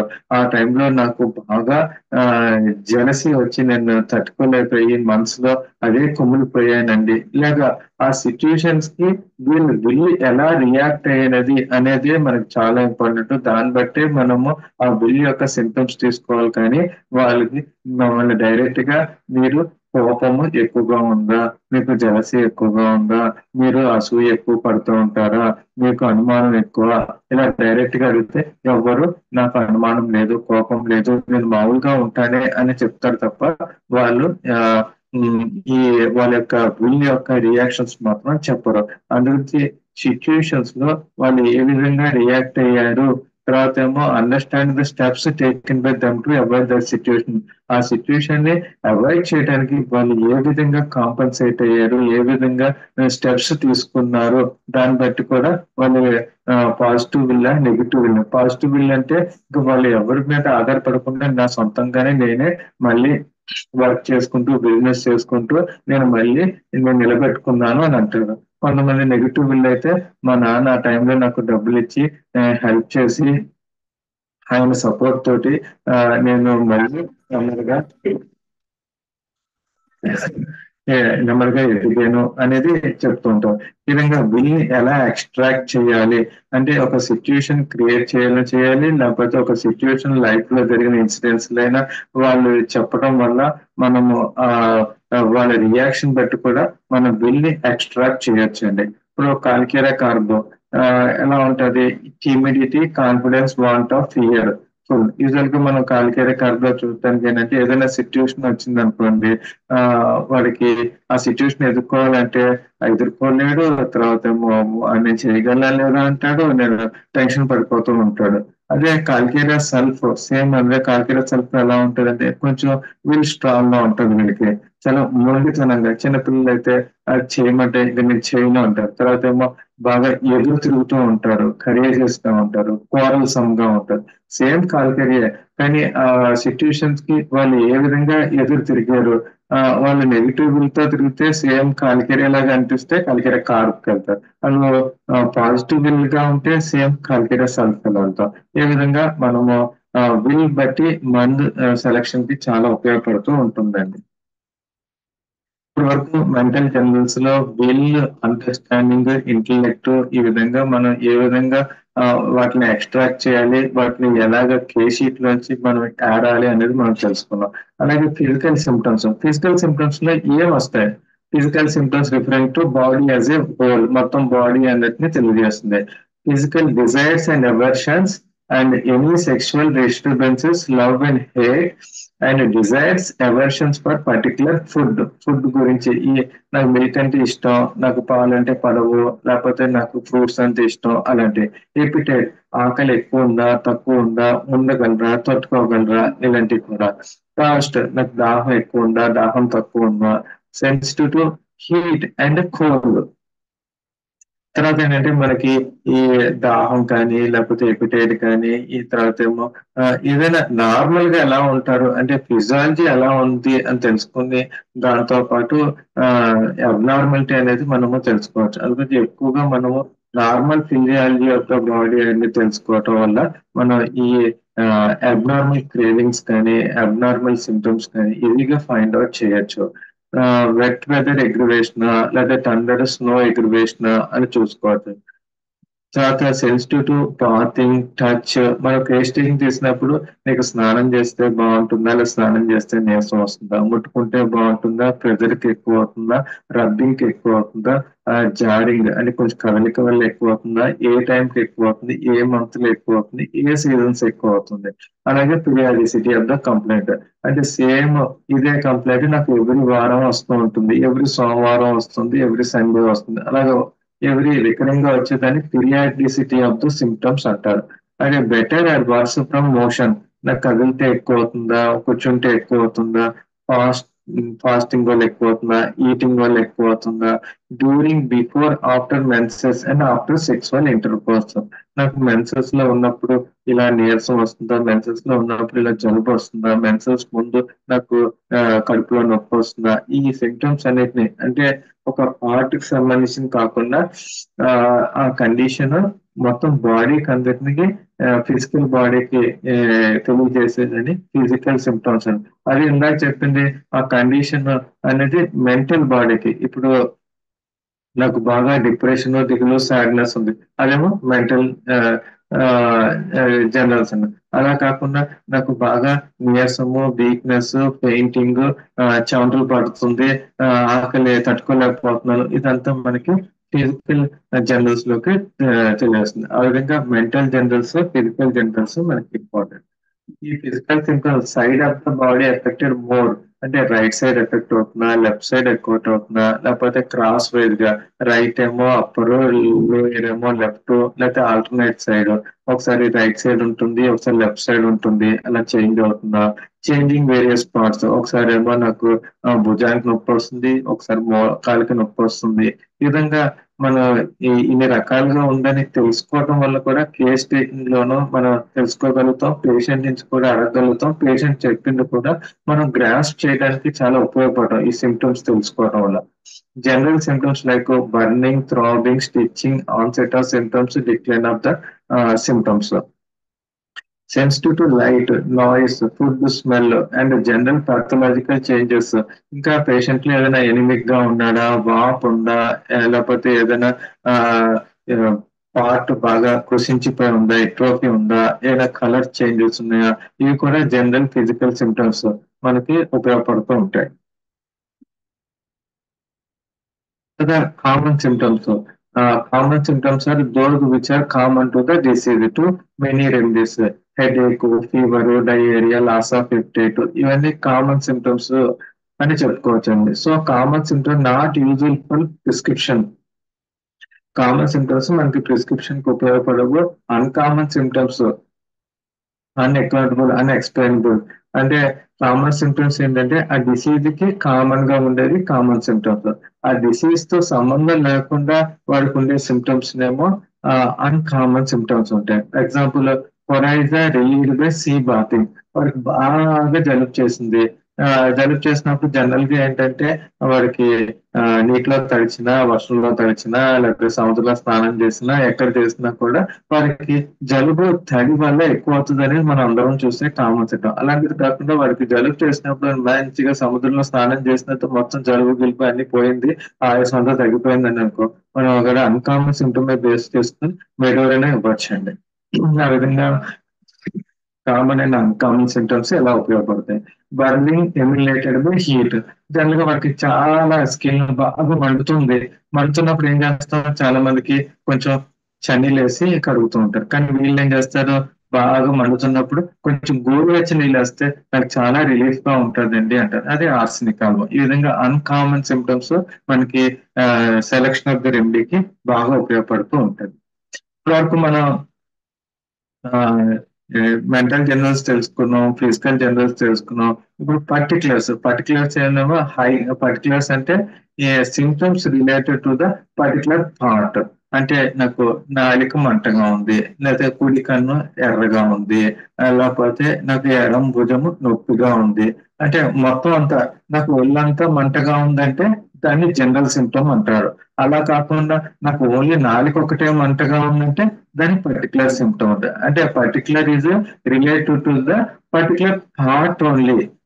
General symptoms are related to the whole body of the person. ఆ విధంగా మనకి పర్టికులర్స్ కి జనరల్స్ కి డిఫెక్ట్ తీసుకోవచ్చు. ఇందులో మనం ఎక్కువగా ఇంపార్టెన్స్ ఇవ్వాల్సిందే జనరల్ సిమ్టమ్స్.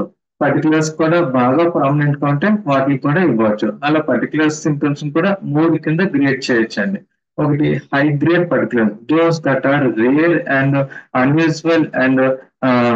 అన్యూజువల్ గా ఉండేవి మనకి పట్టేసాయి. ఇన్ఫ్లమేషన్ ఆఫ్ వితౌట్ పెయిన్, బాగా వాపు ఉంది, బాగా రెడ్ గా ఉంది కానీ నొప్పి లేదు, అది చాలా ఇంపార్టెంట్ హై గ్రేడ్ పర్టికులర్. అలాగే థర్స్ట్ వితౌట్ ఫీవర్, జ్వరం ఏం లేదు అయినా కూడా బాగా దాహం ఉందనుకో, అది కూడా మనం తీసుకోవచ్చు. Itching of skin without eruptions, అది సివియర్ దురద పెట్టేస్తుంది కానీ అక్కడ ఏమి పొక్కులు లేవు, ఏమీ లేవు అంటే మనం అది కూడా హై గ్రేడ్ పర్టికులర్స్ కింద తీసుకోవచ్చు. Second grade particulars with marked modality. Particular అంటే ఇప్పుడు మనకి ఆ కడుపులో నొప్పి ఉంది, కడుపులో నొప్పి ఉన్నప్పుడు జనరల్ గా దాన్ని ఇంకా కొంచెం బాగా నొక్కుని ముందుకు వంగుని బోర్లా పడుకుంటే నాకు తగ్గుతుంది అని అన్నానుకో, అది మార్పుడు మొడాలిటీ. జనరల్ గా పెయిన్ ఉన్నప్పుడు వాళ్ళకి టచ్ చేస్తే ఎగురవుతుంది, కానీ వాళ్ళకి బాగా నొక్కుంటే తగ్గుతుందంటే అది మార్పుడు. అంటే పర్టికులర్ విత్ మార్పుడు మొడాలిటీ కూడా మనకి డ్రగ్ సెలెక్షన్ లో చాలా ఉపయోగపడుతుందండి. Third grade particulars, no modalities. Those are common symptoms, useful for diagnostic purpose, but least value for prescription. అంటే కొన్ని పర్టికులర్స్ ఉంటాయి, అవి డయాగ్నోసిస్ పర్పస్ మాత్రమే ఉపయోగపడుతుంటాయి. కొంతమందికి యూరిన్ మంట అంటారు. యూరిన్ మంట అనేది మనకి యూరినరీ ఇన్ఫెక్షన్ చూపిస్తుంది, కానీ దానికి ఏం మొడాలిటీ లేదు. ఈ టైంలో వస్తుందా, ఆ టైంలో వస్తుందా, ఈ టైంలో. కానీ యూరిన్ వెళ్ళినప్పుడల్లా మనకి యూరిత్రం అంట, అదే పర్టికులర్ సిమ్టమే కానీ అంత ఇంపార్టెంట్ లేదండి. ఆ విధంగా పర్టికులర్ సిమ్టమ్స్ కూడా ఏది ఇంపార్టెంట్ లేదనేది మనం తెలుసుకున్నాం. A number of strong particulars must not be neglected on account of one or weak journal. కానీ పర్టికులర్ సిమ్టమ్స్ చాలా స్ట్రాంగ్ గా ఉండి, చాలా పర్టికులర్ మొడాలిటీస్ ఉండి, చాలా రేర్ గా ఉన్నప్పుడు మనం జనరల్స్ కూడా ఒక్కొక్కసారి వీక్ గా ఉంటే దాన్ని అవాయిడ్ చేయొచ్చండి. Selection of drug. The general symptoms must be strong, well marked. The symptoms referring to the central nervous system. ఈ పర్టికులర్ సిమ్టమ్స్ లో కూడా ఏవి బాగా ఇంపార్టెంట్ అంటే మన యొక్క సెంట్రల్ నర్వస్ సిస్టమ్, అంటే నరాలకు సంబంధించిన బాధలు, అండ్ హార్ట్ కి సంబంధించిన బాధలు, అండ్ లంగ్స్ సంబంధించినవి, లేదా digestive tract are great importance. ఈ విధంగా వైటల్ ఆర్గాన్స్ మన యొక్క brain, heart, lungs and digestive symptoms సంబంధించిన పర్టికులర్ సిమ్టమ్స్ ఉన్నప్పుడు కంపల్సరీ నోట్ చేసుకోండి, దానికి ఇంపార్టెంట్ వాల్యూ ఇవ్వండి. అలా కాకుండా symptoms referring to the muscles and joints are lesser important. Muscles, joints కి కొద్దిగా తక్కువ important. Symptoms referring to the skin are least important. అంటే స్కిన్ సంబంధించిన సిమ్టమ్స్ అంత ఎక్కువగా మన ఇంపార్టెన్స్ ఇవ్వట్లేదు. అంటే ఆ పర్టికులర్ సిమ్టమ్ ఉంది కానీ నాకు అంత పెద్ద మొడాలిటీస్ కానీ లేకపోతే ఏమి సిమ్టమ్స్ దాని అకాంపనింగ్ సిమ్టమ్స్ కానీ ఏమి లేనప్పుడు అంత ఇంపార్టెంట్ ఇవ్వట్లేదు. అంటే ఈ పర్టికులర్ సిమ్టమ్స్ లో కూడా ఏటికి బాగా ఇంపార్టెంట్ ఇవ్వాలి, ఏటికి బాగా ఇంపార్టెంట్ ఇవ్వకూడదు అనేది మనం తెలుసుకున్నాం. And common particulars sometimes more central nervous system అంటే ఇది అదేంటి సార్? అది central nervous central nervous system అంటే referring to the central nervous system అంటే బ్రెయిన్ సంబంధించినవి అండి. బ్రెయిన్ లో ఏదైనా ట్యూమర్ ఉన్నా లేకపోతే బ్రెయిన్ లో ఏదైనా స్ట్రోక్ వచ్చినా లేకపోతే హార్ట్ లో ఏదైనా స్ట్రోక్ వచ్చినా లేకపోతే లంగ్స్ లో ఏదైనా సివియర్ లీజన్ వచ్చినా ఇవి చాలా ఇంపార్టెంట్ ఇవ్వాల్సిన సిమ్టమ్స్ అండి.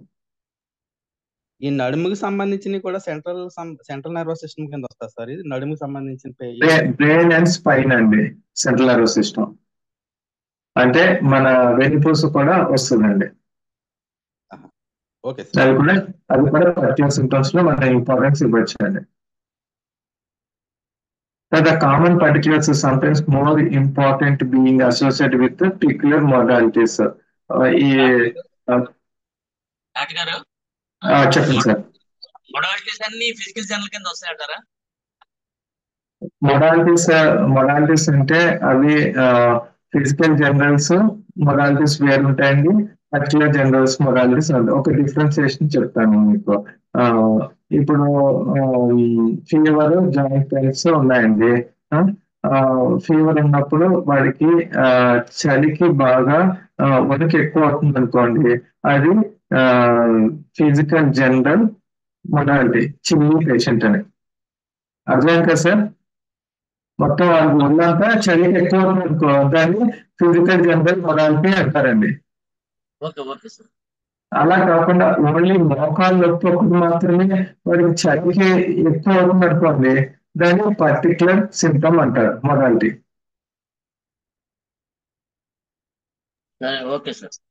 చలి అనేది ఒళ్ళంతా వాడికి వణుకు వస్తుంది అనుకోండి, దాన్ని జనరల్ సిమ్టమ్ అంటారు.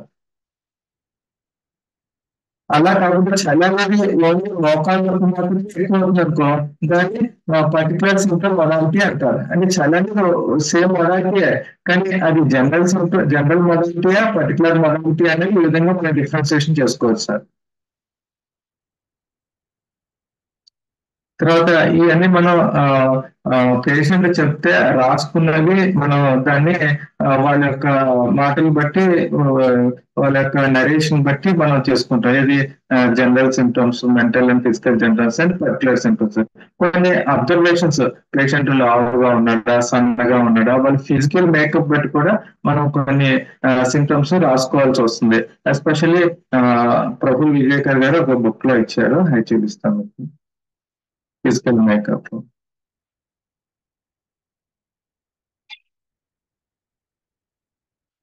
హెయిర్ ఉంటుందండి. హెయిర్ తిన్న స్మూత్ మంచిగా నున్నగా ఊరుకొని ఉండాలనుకోండి, ఆస్మిక్ కాలంలో మనం ఎక్స్పెక్ట్ చేయాలి. ఇది ప్రాబ్లం కాదు, ఇది మనం గెస్ట్ చేయవచ్చు ఫిజికల్ మేకప్ బట్టి.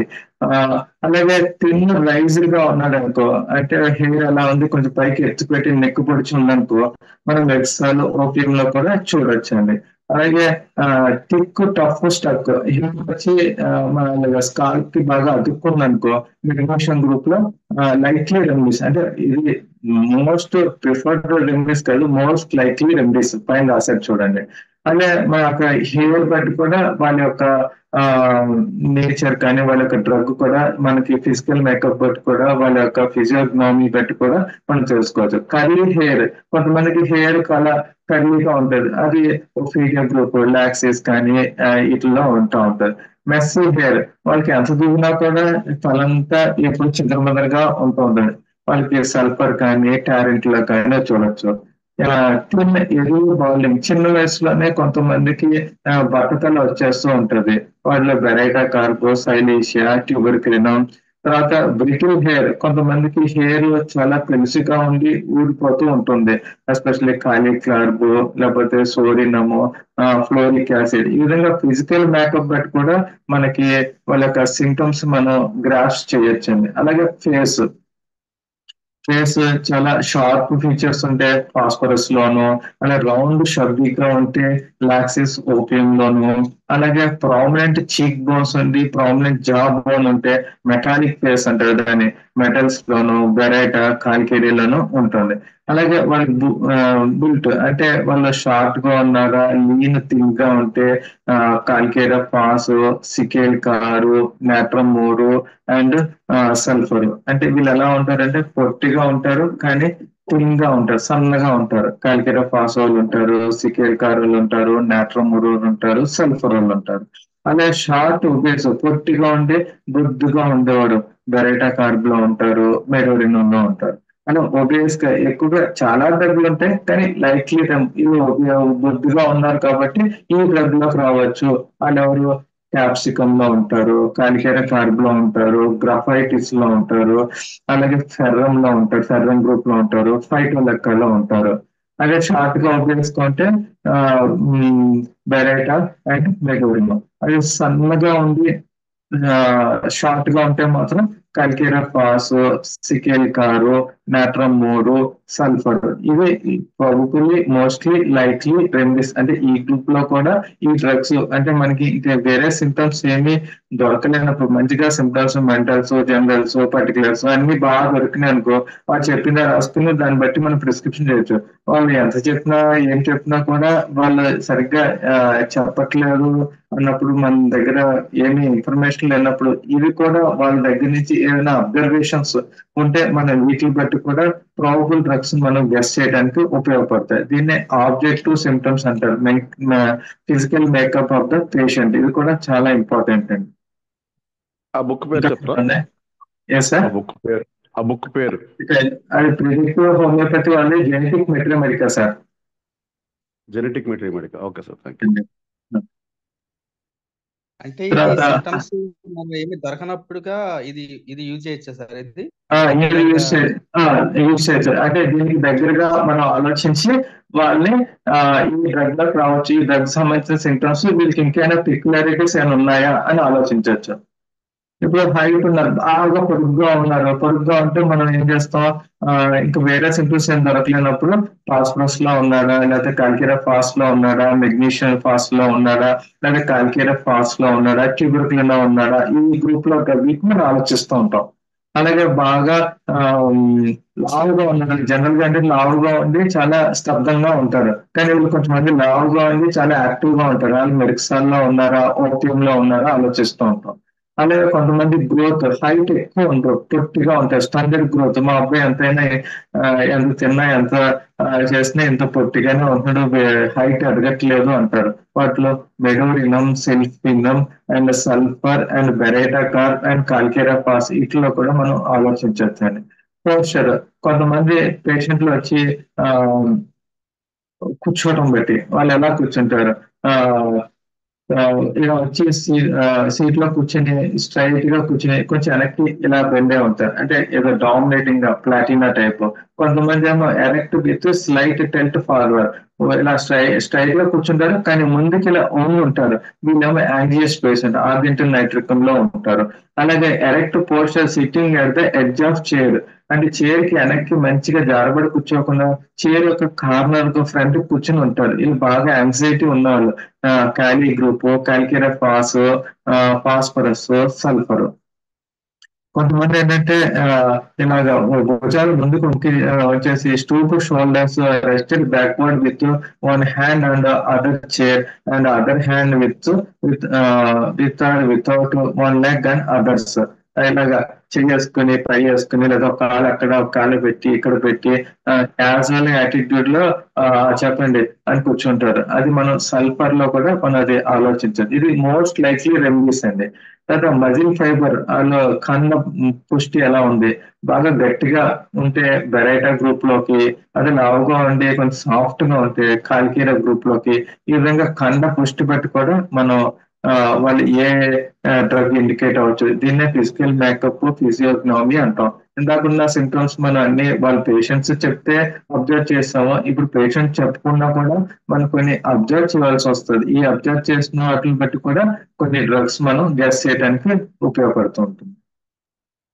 సార్ ఇందాక ఈ పొట్టిగా ఉండే వాళ్ళ గురించి చెప్పారు అంటే రీజన్ లేకుండా పేరెంట్స్ బాగానే ఉంటారు, ఈ పిల్లలు సరిగా ఎదగనప్పుడు గ్రూప్ ఆఫ్ మెడిసిన్స్ చెప్పారు కదా, అది ఒకసారి రిపీట్ చేస్తారు sir. Okay okay. Stunted glottis లో మెడవరినో అండి, సల్ఫర్, సిఫిలినం, ఓకే సార్. బెరైటాకార్, కార్కిరఫాస్ అండి. Okay sir. సిఫిలినం తెలుసు, బెరైటాకార్ తెలుసు. రెండు నోసోర్స్ ఉన్నాయండి, సిఫిలినము, మెడవరినో. దాంతోపాటు మెంటల్లీ ఇంటలెక్చువల్ తక్కువ వాళ్ళు బెరైటాకార్, దాంతోపాటు కార్కిరఫాస్, సల్ఫర్. ఈ విధంగా 5 డ్రగ్స్ లో మనం స్టంటెడ్ గ్రోత్ ని ఒక గ్రూప్ కింద ఆలోచించవచ్చు. Okay sir, thank you. Before అన్న రన్ చేస్తే బిఫోర్ అన్నలో కూడా ఇంటలెక్చువల్ తక్కువ ఉంటది, దాంతో పాటు సెక్సువల్ స్పీడ్ ఎక్కువ ఉంటది. అది కూడా బెరైటాక్ దగ్గరలో ఉంటది కానీ సెక్సువాలిటీ ఎక్కువగా ఉంటుంది. బిఫోర్ కూడా వాళ్ళకి పొట్టిగా ఉండే ఛాన్సెస్ ఉందండి. తర్వాత గ్రేడేషన్ ఆఫ్ ద సింటమ్స్. ఇప్పటి వరకు మనం కేస్ టేకింగ్ లో సింటమ్స్ ఎలా తీసుకోవాలి, ఎలా ఏరుకోవాలి, ఏటికి ఇంపార్టెన్స్ ఇవ్వాలి అని తెలుసుకున్నాం. ఇప్పుడు మనం రిపీటరీ చూసాం అనుకోండి, కొన్ని ఏమో బోల్డ్ లెటర్ లో ఉంటాయి, కొన్ని ఏమో ఇటాలిక్ లో ఉంటాయి, కొన్ని నార్మల్ గా ఉంటాయి. చూసారండి మీరు? రిపీటరీ చూసారండి ఎప్పుడైనా బుక్? బోల్డ్ లెటర్ లో ఉన్నాయనేమో ఫస్ట్ గ్రేడ్ అంటారు సెకండ్ రిపీటరీలో. అదే ఇటాలిక్ లో ఉన్నది సెకండ్ గ్రేడ్ అంటారు. అదే కొద్దిగా నార్మల్ లెటర్ లో ఉన్నది థర్డ్ గ్రేడ్ అంటారు. ఆ గ్రేడింగ్ ఎలా చేశారంటే first grade centre every prover అంటే మనం డ్రగ్స్ ప్రూవ్ చేస్తుంటారు కదా, డ్రగ్స్ తయారు చేసేటప్పుడు అది అందరి ప్రూవర్స్ లోనూ ఆ డ్రగ్స్ కనపడుతున్నాయి ఈ లక్షణం. Confirm by the reproving. మళ్ళీ రెండోసారి కూడా ప్రూవింగ్ చేసినా కూడా కన్ఫర్మ్ అవుతుంటే దాని ఫస్ట్ గ్రేడ్ అని అండ్ వెరిఫైడ్ క్లినికల్ అండి. క్లినికల్ గా ఆ మందు ఇచ్చినప్పుడు కూడా ఈ డ్రగ్ ఇవ్వటం వల్ల ఈ జబ్బు తగ్గుతుందని వెరిఫై చేయాలి. అంటే ఈ ఫస్ట్ గ్రేడ్ సింటమ్స్ అంత ఇంపార్టెంట్. అది ప్రూవింగ్ అని మరి రీప్రూవింగ్ అని క్లినికల్ గా కూడా వెరిఫై అయ్యింది. అదే సెకండ్ గ్రేడ్ సింటమ్స్ అంటే ఇటాలిక్ లో ఉంటాయి మనకి రిపీటరీలో.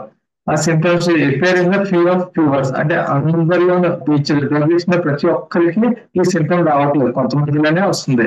కానీ అది రెండోసారి ఇచ్చినప్పుడు ప్రూవింగ్ లో మళ్ళీ కన్ఫర్మ్ అయింది, కానీ క్లినికల్ గా అంత వెరిఫై అవ్వలేదు. దాన్ని సెకండ్ గ్రేడ్ సింటమ్స్ అంటారు. అదే థర్డ్ గ్రేడ్ సింటమ్స్ ఏంటంటే ఎపియర్స్ నవ్వెన్ దెన్ ప్రూవింగ్. అందరూ ప్రూవింగ్ ఎప్పుడో ఒక 1000 మందికి ఒకటి లేదా 2000 మందికి ఒకసారి ఈ సింటమ్ కనపడుతూ ఉంటుంది. అంటే నాట్ కన్ఫర్మ్డ్. అంటే రెండోసారి ప్రూవ్ చేసినప్పుడు సేమ్ అదే పేషెంట్ కి అదే ప్రూవర్ కి ఈ డ్రగ్ వస్తుంది అనేది చెప్పలేం. కానీ వెరిఫైడ్ గా క్యూర్డ్ కేసెస్ ఇవి ఎలా ఉపయోగపడతాయి అంటే ఈ డ్రగ్ ని మనము పేషెంట్ కి ఇచ్చినప్పుడు వెరిఫై అయింది కాబట్టి దీనికి థర్డ్ గ్రేడ్ సింటమ్స్. అంటే ఈ విధంగా మనం gradation of the symptoms in the repertory కూడా మన సింటమ్స్ ని గ్రేడేషన్ చేసుకోవడం, దీనివల్ల కూడా ఆ డ్రగ్ యొక్క వాల్యూ తెలుస్తూ ఉంటుందండి. డాక్టర్ గారు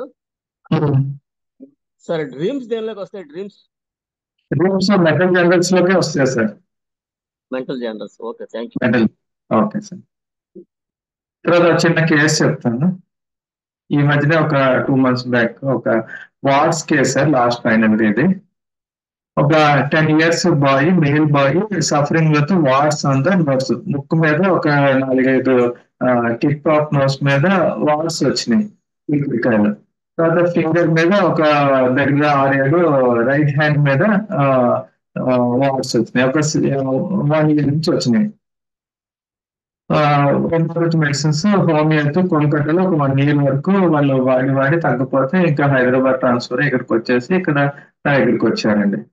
వాళ్ళకి ఇప్పుడు మనం ఈ కేసులో ఫస్ట్ ఈ 4 దాంట్లో చూస్తే మనకి warts on the nose and warts on the hands ఏ సింటమ్ అండి ఇది? పర్టికులర్ సింటమా, జనరల్ సింటమా? Common symptom. పర్టికులర్స్ అండి మోస్ట్ పర్టికులర్ కరెక్టే sir. Particular symptom sir. Particular symptoms అదే ఇది అంటే మన కేసులో ఎలా ఏర్పడినా చూడండి చాలా ఈజీ అయిపోయింది. వాట్స్ అండ్ పర్టికులర్ పార్ట్ సంబంధించింది కాబట్టి వాటిని పర్టికులర్ సిమ్టమ్స్ అనేది మనము అట్లా ఐడెంటిఫై చేసాం. అంటే ఈ పర్టికులర్ సిమ్టమ్ మీద బేస్ చేసుకుని మన ప్రిస్క్రిప్షన్ ఇవ్వగలమని ఇవ్వలేము సార్. ఇవ్వలేం. ఎందుకంటే నోట్స్ మీద ఉంది, నోట్స్ మీద మన రిపోర్ట్లో చూస్తే కాస్టికమో లేకపోతే కాలిగ్రామో తూజ అని ఉన్నాయి. కానీ మనకి పర్టికులర్ ఫేస్ మీద ఇస్తే మన కాస్టికం తూజ ఇస్తే మాత్రం మనకి తగ్గట్లేదు. కొద్దిగా హిస్టరీ తీసుకున్నాం. హిస్టరీలో తీసుకుంటే ఫ్రీక్వెంట్ గా కోల్డ్ కాఫ్ ఉంది. దాని తర్వాత ఇతను ఏజ్ 10 years కానీ ఫింగర్స్ పుట్టిన మౌత్ ఎక్కి చేయాలి. ఎప్పుడు ఒక వేలు వేసుకుని ఇలాగా కూర్చునే ఉన్నాడు. అది పర్టికులర్ సిమ్టమ్ అంటారా జనరల్ సిమ్టమ్ అంటారా? General symptom sir. జనరల్ కొద్దిగా ఇంపార్టెంట్ ఇవ్వచ్చు, ఇంపార్టెంట్ ఇవ్వట్లేదు. 10 years బాయ్ అలాగే వేలేసి కూర్చోవడం చాలా ఇంపార్టెంట్ ఇవ్వాలి సార్. ఓకే, దాన్ని క్యారెక్టరిస్టిక్ ఫీచర్స్ అని అంటారు సార్. అండి అంటే ఎలా ఉన్నాడంటే ఏదైనా ఎవరి దగ్గరికైనా వెళ్ళాలన్నా తర్వాత ఎవరితోనైనా మాట్లాడాలన్నా ఇంటికి ఎవరైనా వచ్చినా కూడా ఎలా ఉంటాడు అని అడిగితే అసలు మాట్లాడండి, వచ్చి ఇలాగే మాట ఎప్పుడు చాలా టిమిడ్ గా షైఫుల్ గా ఉంటాడు. తర్వాత ఏమో ఈ చీకటి పడ్డాడంటే భయము, తర్వాత ఏమో రూమ్ లో దయ్యం ఉంది ఇలా అంటూ ఉంటాడు. తర్వాత ఏమో ఈ చిన్న చిన్న దానికి కూడా ఏదన్నా కూడా తొందరగా రియాక్ట్ చేస్తూ ఉంటాడు. ఈ సిమ్టమ్స్ పర్టికులర్సా, మెంటల్ జనరల్సా లేదా ఫిజికల్ జనరల్సా? Mental general sir. Good sir, బాగుంటుంది. తర్వాత వాడు ఏజ్ చూస్తే హైట్ మాత్రం కూడా ఎక్కువగా లేడు, ఒక 4 feet అంత ఉంటాడు. కానీ వెయిట్ మాత్రం 42 kgs ఉన్నారు సార్. ఒబేస్ గా ఉన్నాడు. ఇదే symptom sir? Physical general. Physical general sir. Correct. తర్వాత దాంతో పాటు వాడికి ఏంటి ఏ ఇష్టం బాగా ఇష్టపడతావు అని అడిగాడు. అంటే స్వీట్స్ అంటే చాలా ఇష్టం, నాకు రోజు పెట్టినా కూడా ఒక 1 kg తినేస్తాను సార్ అంటున్నాడు. దాంతో పాటు కూల్ డ్రింక్స్ బయటకి తీసుకెళ్ళాలంటే కూల్ డ్రింక్ తాకుండా ఇంటికి రాడు సార్ వీడు అని వాళ్ళు చెప్తున్నారు. ఈ రెండు ఏంటండి డిజైన్స్ అనేది? మెంటల్ జనరల్సా, ఫిజికల్ జనరల్సా? Physical general. Desire sweets and cool drinks mental జనరల్సా, ఫిజికల్ జనరల్సా, పర్టికులర్సా? లైక్స్ కదా సార్ మెంటల్ జనరల్ అవుతుంది. అది మైండ్ సంబంధించింది కాదు సార్, అది బాడీ సంబంధించింది కాబట్టి ఫిజికల్ జనరల్ అవుతుంది సార్. ఓకే. డిజైర్స్ ఎమోషన్స్ కూడా ఫిజికల్ జనరల్స్ అవుతుంది. లేదా ఒళ్ళంతా చౌడు పెట్టేస్తుంది, ఇదేంటి సార్ ఇది?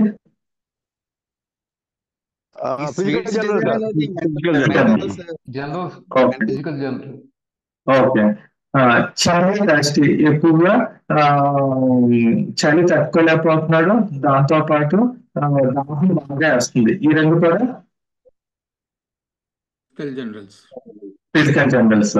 తర్వాత బాగా బద్ధకం ఎక్కువ ఉంటుంది, ఇది physical general, mental general? Mental general. Physical. Laziness అనేది వాడి యొక్క విల్ పవర్ బట్టి ఉంటుంది సార్. విల్ అంటే ఎందులోకి వస్తుంది? మెంటల్ జనరల్ లోకి వస్తుంది సార్. తర్వాత ఏమో అంటే ఇందులో నేను mental generals, physical generals, particulars అన్ని మిక్స్ ఉన్నాయి. అది గురించి మీకు చిన్న టెస్ట్ కింద అడుగుతున్నాను సార్. హంగర్ ఇంటాలరెన్స్, ఆకలి అస్సలు తట్టుకోలేడు, ఇది particular general, physical general? Physical general sir. Correct sir. Only 1 friend, not much friends. ఈ ఫ్రెండ్స్ కూడా ఎక్కువ లేరు, ఓన్లీ 1 friend. ఇప్పుడు ఈ సిమ్టమ్స్ అన్ని బేస్ చేసుకుని నేను కాల్కేరియా కార్బ్ 201 dose ఇచ్చాను సార్. ఆఫ్టర్ 1 month అయిన తర్వాత వాట్స్ అండ్ నోట్స్ స్లైట్ గా బెటర్ అయింది. అంటే వాట్స్ ఒక 5-6 నోట్స్ మీద ఉండేది, అది కొద్దిగా సైజ్ తగ్గింది, అసలు ఏం ఇంప్రూవ్మెంట్ రాలేదు. ఆఫ్టర్ 2 months అయిన తర్వాత నోస్ అండ్ ఫింగర్స్ వాట్స్ మొత్తం తగ్గిపోయినాయి. మళ్ళీ వాడికి జలుబు దగ్గు కొద్దిగా స్టార్ట్ అయినాయి. దానికి ఇంకా ప్రస్తుతానికి ఏం మందు ఇవ్వలేదు, అలాగే కంటిన్యూ అవుతున్నారు సార్. ఇది కేసు, దాంట్లో ఉన్న ఫిజికల్స్, మెంటల్స్, పర్టికులర్స్ ఈ విధంగా మనం సిమ్టమ్స్ అనాలిసిస్ చేసుకోవచ్చు, మరి దానికి ఇంపార్టెన్స్ ఇవ్వచ్చు, దాని కేస్ టేకింగ్ తర్వాత ఏమో మన ప్రిస్క్రిప్షన్ కూడా ఉపయోగపడుతూ ఉంటాయి. ఈ రోజు మన క్లాస్ ఇంతటితో ముగిస్తున్నాం sir. Thank you, Notes sir. and- ఇప్పుడు ఆ కాల్కేరియా కార్బు సింగిల్ డోస్ ఇచ్చారా sir, multiple? First single dose ఇచ్చాను సార్. 1 dose. సార్ ఒక డౌట్, స్కిన్ ప్రాబ్లమ్స్ తగ్గి జలుబు అది పెరిగింది అంటున్నారు కదా, అది ప్రోగ్రెస్ అవుతున్నట్ట డిటీరియట్ అవుతున్నట్ట మరి?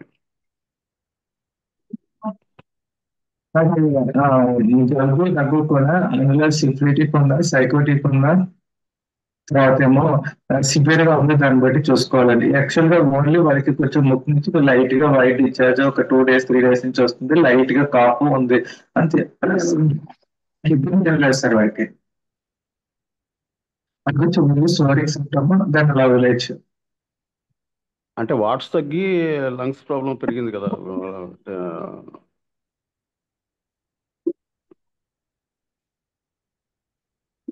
వాట్స్ తగ్గి ఓన్లీ ఆ సోరిక్ సిమ్టమ్స్ మైల్డ్ గా వచ్చినాయి కాబట్టి దాని గురించి మనం వరి హక్కులేదు, నెమ్మదిగానే తగ్గిపోతాయి sir. Okay sir, thank you. Okay okay sir, thank okay you. Sir. Okay sir. Thank you very much sir. Okay sir. Sir మీరు హైదరాబాద్ లో ఉంటారు సార్, మీరు క్లినిక్ మీద? హైదరాబాద్ అండి. హైదరాబాద్ ఎక్కడ సార్ అది మీది area? Pragati Nagar sir. Pragati Nagar. Okay, thank you. Okay sir.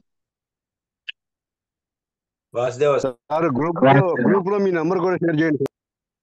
అలాగే అలాగే సార్, ఉంటుంది sir. Thank you sir, thank you very much. Thank you. బాగా చెప్పారండి.